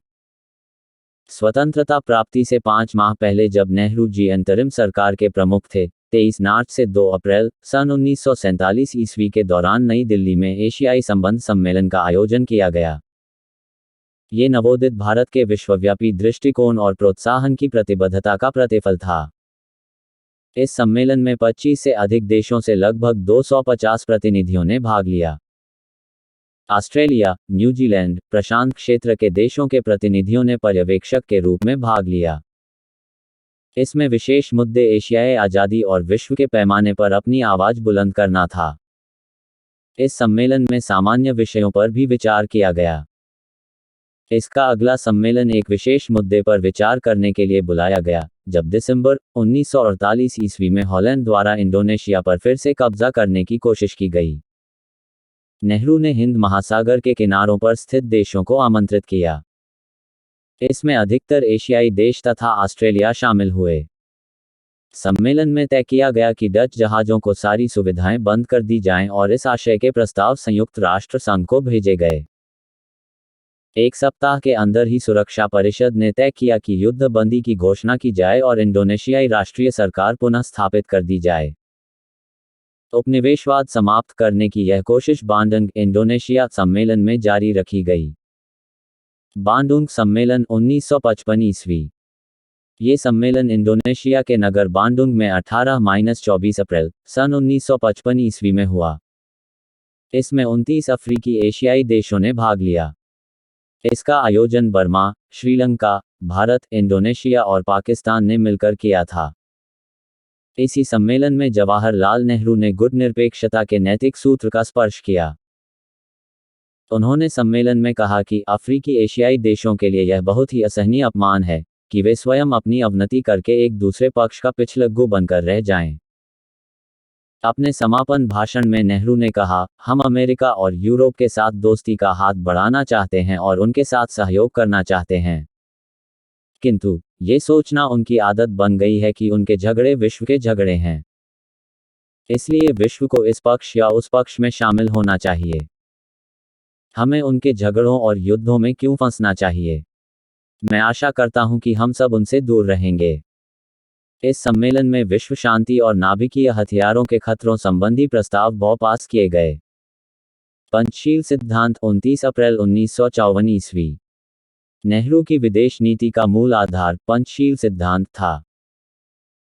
ये पंचशील का सिद्धांत या शांतिपूर्ण सहअस्तित्व का सिद्धांत भारत तथा तिब्बत के बीच व्यापार व परस्पर व्यवहार से संबंधित 29 अप्रैल 1954 ईस्वी की भारत चीन संधि में औपचारिक रूप से प्रतिपादित किया गया।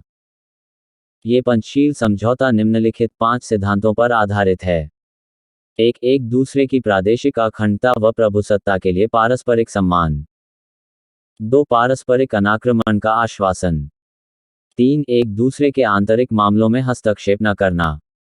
4 समानता और परस्पर लाभ। 5 शांतिपूर्ण सहअस्तित्व। गुटनिरपेक्षता की नीति नॉन अलाइनमेंट पॉलिसी। गुटनिरपेक्षता की नीति अंतर्राष्ट्रीय संबंधों को भारत का योगदान है।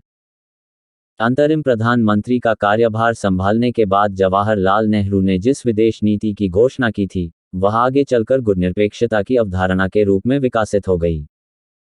इस अवधारणा का सीधा संबंध शीत युद्ध से माना जाता है। शीत युद्ध शब्द का प्रयोग उस तनाव की स्थिति के लिए किया गया जो कि द्वितीय विश्व युद्ध के बाद संयुक्त राज्य अमेरिका और सोवियत संघ के बीच उत्पन्न हो गया था। ये दोनों देश 1939-45 ईस्वी के महायुद्ध में मित्र राष्ट्रों के रूप में भागीदार थे। यह एक ऐसा युद्ध था जो विरोधी गुटों के बीच राजनयिक रूप से लड़ा गया।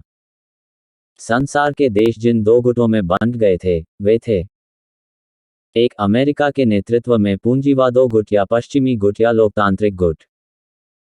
2 सोवियत संघ के नेतृत्व में पूर्वी गुट या समाजवादी गुट या सोवियत गुट। गुट निरपेक्षता की नीति का अर्थ था गुटों की राजनीति से दूर रहना, दोनों गुटों के साथ मैत्री रखना, किसी के साथ भी सैनिक संधियां न करना और एक स्वतंत्र नीति का विकास करना। नेहरू ने 7 दिसंबर 1946 ईस्वी को कहा था कि हम अपनी इच्छा से इतिहास का निर्माण करेंगे। उन्होंने ये भी कहा था कि हमारा प्रस्ताव है कि जहां तक संभव होगा, हम समूहों की शक्ति राजनीति से दूर रहेंगे क्योंकि इस प्रकार की गुटबंदी से पहले 2 बार विश्व युद्ध हो चुके हैं। भारत की गुटनिरपेक्षता की नीति को एक सकारात्मक गतिशीलता तटस्थता कहा जा सकता है, जिसमें देश स्वतंत्र रूप से कार्य करता है और प्रत्येक अंतर्राष्ट्रीय प्रश्न पर गुण दोष के आधार पर निर्णय करता है। प्रो 0M0S0 राजन ने लिखा है कि गुटनिरपेक्षता का मूल रूप से यह अर्थ है कि कोई देश अपने अंतर्राष्ट्रीय संबंधों के संचालन में और विशेषकर 2 महाशक्तियों के प्रति अपनाई गई नीतियों के परिप्रेक्ष्य में पूरी तरह स्वतंत्र हो। यहाँ इस बात पर जोर दिया गया है कि कोई भी गुटनिरपेक्ष देश अपनी नीतियां और कार्यविधि बनाने में स्वतंत्र होता है। जुलाई 1956 ईस्वी में 3 नेताओं भारत के प्रधानमंत्री जवाहरलाल नेहरू, मिस्र के राष्ट्रपति नासिर और यूगोस्लाविया के राष्ट्रपति टीटो के मध्य ब्राइनी में त्रिपक्षीय सम्मेलन में विचार विमर्श हुआ तथा तीनों नेताओं में इस विषय पर सहमति हुई कि गुटनिरपेक्ष राष्ट्रों के बीच सुसंगठित परामर्श हो। गुटनिरपेक्ष आंदोलन को 1961 ईस्वी में भारत की पहल पर शुरू किया गया।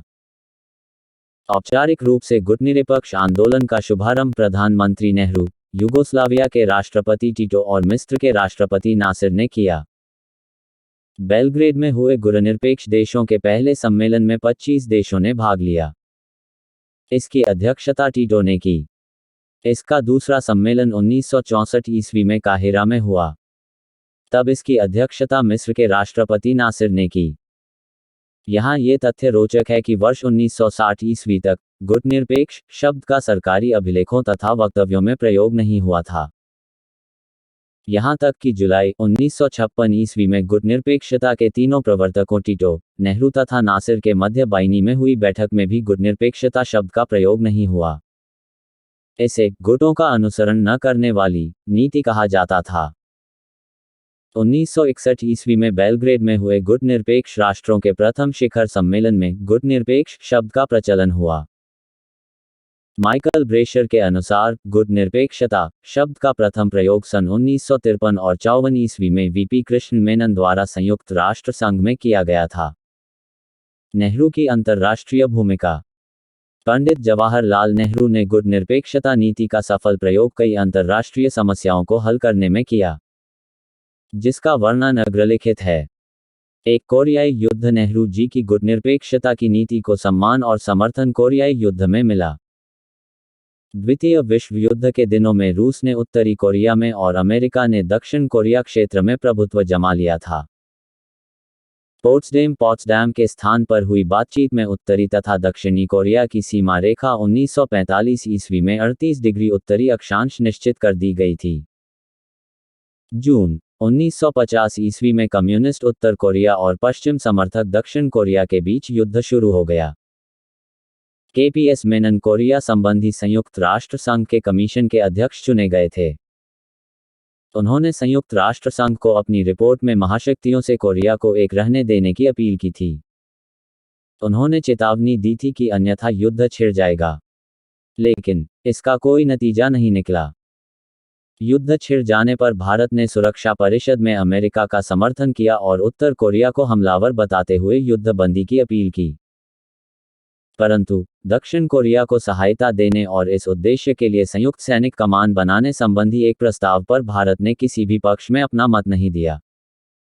भारत चाहता था कि बाहरी शक्तियां टकराव में शामिल न हों। नेहरू ने इसके लिए अमेरिकी राष्ट्रपति ट्रूमैन और सोवियत नेता स्टालिन से अपील की। इस बीच संयुक्त राष्ट्र संघ की कमान के तहत अमेरिकी फौजों का नेतृत्व करते हुए जनरल मैकार्थर दक्षिण कोरिया से उत्तरी कोरियाई फौजों को बाहर करते हुए बिना संयुक्त राष्ट्र संघ के अनुमोदन के 38वीं अक्षांश पार कर गए और उत्तरी कोरिया में प्रवेश कर गए। अमेरिकी फौजें कोरिया को चीन से अलग करने वाली यालू नदी की ओर बढ़ने लगीं। चीनी प्रधानमंत्री चाई एन लाई ने चीन में भारतीय राजदूत केएम पन्निकर के जरिए पश्चिमी देशों को जवाबी कार्यवाही की चेतावनी दी, लेकिन इसका कोई असर नहीं हुआ। तब चीन ने अपने हथियार बंद स्वयंसेवकों के दल कोरिया भेजे। वे अमेरिकी फौजों को 38वीं अक्षांश तक धकेलने में सफल हो गए। अमेरिका ने संयुक्त राष्ट्र संघ में प्रस्ताव पास करवाकर चीन को हमलावर घोषित करवा दिया। भारत ने इसके खिलाफ मत दिया, क्योंकि उत्तर कोरिया में स्पष्टतः मैकार्थर हमलावर थे, न कि चीन। भारत के प्रयत्नों के बाद 1953 ईस्वी में युद्ध बंदी पर सहमति हुई। भारत के कृष्ण मेनन ने ऐसा फॉर्मूला तैयार किया जिसे संयुक्त राष्ट्र संघ और स्टालिन की मृत्यु के बाद सोवियत गुट ने स्वीकार किया। निष्पक्ष देशों का रिहाई कमीशन बनाया गया, जिसके अध्यक्ष एक भारतीय जनरल थिमैया थे। इस प्रकार कोरियाई युद्ध में विश्व जनमत को भारत की गुट निरपेक्षता नीति को परखने का मौका मिला। अब दुनिया ने गुट निरपेक्षता के महत्व को समझ लिया। सोवियत प्रधानमंत्री बुल्गानिन ने भारत की प्रशंसा की। दो हिंद चीन संघर्ष इंडो चाइना हिंद चीन के अंतर्गत 3 देश वियतनाम, लाओस और कंबोडिया आते थे। हिंद चीन फ्रांसीसी उपनिवेश के अंतर्गत था। फ्रांसीसी शासन से मुक्ति पाने के लिए यहाँ के नेता हो ची मिन्ह ने संघर्ष प्रारंभ किया। अगस्त सन 1945 ईस्वी में वियतनाम के जनवादी गणतंत्र की घोषणा की गई, जिसका राष्ट्रपति हो ची मिन्ह था। यहाँ के कम्युनिज्म शासन के खिलाफ अमेरिका, फ्रांस की मदद कर रहा था। नेहरू ने फरवरी 1954 ईस्वी में युद्धबंदी की अपील की। इसके बाद उन्होंने अप्रैल 1954 ईस्वी में समझौते के लिए 7 नेताओं का समर्थन कोलंबो सम्मेलन में हासिल किया। इसके लिए नेहरू ने 6 सूत्रीय प्रस्ताव पेश किया। कृष्ण मेनन को इंडो चाइना पर हुए जेनेवा सम्मेलन में एशियाई विचार पेश करने को कहा गया। इन कदमों ने तथा दिल्ली में 1954 ईस्वी में नेहरू की चाई एन लाई से भेंट एवं अन्य अनौपचारिक बातों ने इंडो चाइना संघर्ष के अंतर्राष्ट्रीयकरण को रोकने में मदद की। भारत ने चीन से लाओस तथा कंबोडिया की निष्पक्षता की गारंटी हासिल की। साथ ही भारत ने ब्रिटेन एवं फ्रांस से वादा करवाया कि वे अमेरिका को लाओस तथा कंबोडिया में अड्डा बनाने नहीं देंगे। भारत के भूमिका के महत्व की पुष्टि फ्रांसीसी प्रधानमंत्री पियरे मेंडिस फ्रांस के द्वारा जेनेवा सम्मेलन के चित्रण से होती है। उन्होंने इसे 10 शक्तियों का सम्मेलन नौ टेबल पर और भारत बताया। चीन के अनुरोध पर भारत को अंतर्राष्ट्रीय कंट्रोल कमीशन का अध्यक्ष नियुक्त किया गया। लाओस, कंबोडिया तथा वियतनाम में विदेशी हथियारों के आयात पर नजर रखना इसके कार्यों में शामिल था। वियत मिन्ह की ओर से चीनी हस्तक्षेप और अमेरिका द्वारा फ्रांस को दी जाने वाली सहायता में वृद्धि का खतरा टल गया। बाद में कंट्रोल कमीशनों का अमेरिका ने भितरघात किया। इंडो चाइना शीत युद्ध का एक प्रमुख केंद्र बन गया। आगे चलकर सभी शांति प्रयत्नों ने नेहरू के सुझावों पर आधारित निदान अपनाया। इसके द्वारा कंबोडिया तथा संपूर्ण क्षेत्र को विदेशी हस्तक्षेप से मुक्त कर दिया गया। स्वेज नहर संकट 1956 ईस्वी में अमेरिका तथा ब्रिटेन ने मिस्र पर गुटनिरपेक्षता की नीति छोड़ देने के लिए भारी दबाव डाला। उन्होंने नील नदी पर अस्वान डैम बनाने के लिए किए गए वित्तीय सहायता का वादा वापस ले लिया। इस प्रतिक्रिया के कारण मिस्र ने स्वेज नहर का राष्ट्रीयकरण कर दिया। इससे नहर का उपयोग करने वाले घबरा गए। ब्रिटेन और फ्रांस ने खास तौर पर नहर पर अंतर्राष्ट्रीय नियंत्रण की मांग की। भारत खुद नहर का एक प्रमुख उपयोगकर्ता था, लेकिन उसने स्वीकार किया कि 1888 ईस्वी के कुस्तुनतुनिया संधि के अनुसार नहर मिस्र का अभिन्न अंग थी। भारत ने काहिरा तथा लंदन दोनों से ही संयम बरतने की अपील की। उसने अगस्त 1956 ईस्वी के लंदन सम्मेलन में ऐसे फॉर्मूले पर समझौते की कोशिश की जिसके तहत मिस्री नियंत्रण उपयोग करने वालों के लिए सलाहकर्ता की भूमिका और संयुक्त राष्ट्र संघ के चार्टर के अनुसार विवादों का निपटारा शामिल हो। भारतीय प्रस्ताव को मिस्र सहित अन्य देशों का व्यापक समर्थन मिला। बाद में जब फ्रांस, ब्रिटेन और इजराइल ने स्वेज क्षेत्र में अपनी फौजें उतारों तो अमेरिका तक ने इसकी आलोचना की। संयुक्त राष्ट्र संघ तथा नेहरू ने इसे खुला हमला बताया। संयुक्त राष्ट्र संघ की देखरेख में उन फौजों की वापसी हुई। भारतीय फौजों ने बड़ी संख्या में शांति बनाए रखने वाली सेनाओं के रूप में काम किया। बाद की बातचीत में भारत मिस्र का समर्थन करता रहा। साथ ही उसने इस बात का भी ध्यान रखा कि ब्रिटिश तथा अन्य हितों की रक्षा की जा सके। समय के साथ ब्रिटेन ने भी स्वीकार किया कि भारत की भूमिका उचित थी। हंगरी विवाद सोवियत संघ द्वारा 1956 ईस्वी में हंगरी में घुसपैठ की संयुक्त राष्ट्र संघ में तीखी आलोचना की गई और इसे वापस करने की मांग की गई। इस औपचारिक आलोचना से भारत दूर रहा और पश्चिम से उसे काफी आलोचना झेलनी पड़ी। भारत की यह सैद्धांतिक मान्यता थी कि सोवियतों को हंगरी से अवश्य ही हटना चाहिए। नेहरू ने अपनी नाराजगी दिखाने के लिए 2 वर्षों तक बुडापेस्ट कोई राजदूत नहीं भेजा। जवाब में सोवियत तब निष्पक्ष रुख पर अड़ गए जब कश्मीर का मसला अगली बार संयुक्त राष्ट्र संघ की सुरक्षा परिषद में आया। भारत की स्थिति आसान नहीं थी। उसे दोनों पक्षों से काफी दबाव का सामना करना पड़ा, परंतु वह किसी भी दिशा में नहीं झुका। कांगो समस्या नेहरू की गुटनिरपेक्ष नीति की एक बड़ी उपलब्धि कांगो की आज़ादी और एकता की रक्षा थी। कांगो एक अफ्रीकी देश है जिसने बेल्जियम से 30 जून 1960 ईस्वी को आज़ादी हासिल की थी। इसके तांबा से समृद्ध प्रदेश कटांगा ने कांगो से भी आज़ादी की घोषणा कर दी। इसके नेता शोम्बे को खुले रूप में बेल्जियम का समर्थन प्राप्त था। बेल्जियम ने अपनी फौजें कांगो में भेज दी। कांगो के प्रधानमंत्री लुमुम्बा ने संयुक्त राष्ट्र संघ, अमेरिका तथा सोवियत संघ से सहायता की अपील की। संयुक्त राष्ट्र संघ ने अपने महामंत्री दाग हैमरशोल्ड को आवश्यक सहायता जुटाने को कहा। विदेशी शक्तियों ने कांगो में अपने समर्थित स्थानीय नेताओं को खड़ा किया। अमेरिका ने कांगो के राष्ट्रपति कासावुबो का समर्थन किया, सोवियत ने कांगो के प्रधानमंत्री पेट्रिस लुमुम्बा का, जबकि बेल्जियमों ने फौजी नेता मोबुटू का पक्ष लिया। उनके कारनामों से अंततः लुमुम्बा की हत्या हो गई। नेहरू ने जोरदार ढंग से मांग की कि संयुक्त राष्ट्र संघ अधिक असरदार भूमिका अदा करे, भाड़े के सैनिकों एवं विदेशी फौजों को निकाल बाहर करे, गृह युद्ध रोके और एक नई सरकार का गठन करवाए। उन्होंने ये भी कहा कि भारत इस काम के लिए फौजें भेजने को तैयार है। संयुक्त राष्ट्र संघ इससे सहमत हो गया। सुरक्षा परिषद ने 21 फरवरी 1961 ईस्वी को एक प्रस्ताव पास किया और भारतीय फौजों ने सफलतापूर्वक गृहयुद्ध समाप्त करवाया। उन्होंने कटांगा प्रदेश तथा समूचे देश पर केंद्रीय सरकार की सत्ता फिर से स्थापित करवा दी। बाद में दाग हैमरशोल्ड ने अपने गार इस प्रकार प्रकट किए, भारत के लिए ईश्वर को धन्यवाद दें। इस प्रकार भारत की गुटनिरपेक्षता की नीति अफ्रीका तथा एशिया के नव स्वतंत्र देशों की सहायता और संयुक्त राष्ट्र संघ की बहुआयामी भूमिका के लिए सचमुच गर्व की बात थी। भारत अमेरिका संबंध भारत की गुटनिरपेक्षता की नीति का अर्थ अमेरिका को अलग रखना नहीं, बल्कि उसके साथ दोस्ताना संबंध कायम रखना था। अपने स्वतंत्रता संग्राम के दौरान ही भारत अमेरिका के इतिहास से प्रेरणा लेता रहा। स्वतंत्रता संग्राम के अंतिम चरण में अमेरिकी राष्ट्रपति रूजवेल्ट ने भारत को जो समर्थन दिया, उसके लिए भारतीय नेताओं ने हृदय से आभार व्यक्त किया। सन 1942 ईस्वी में क्रिप्स मिशन से होने वाली समझौता वार्ता में उन्होंने भारत को स्वतंत्रता दिलाने की दिशा में सक्रिय योगदान दिया।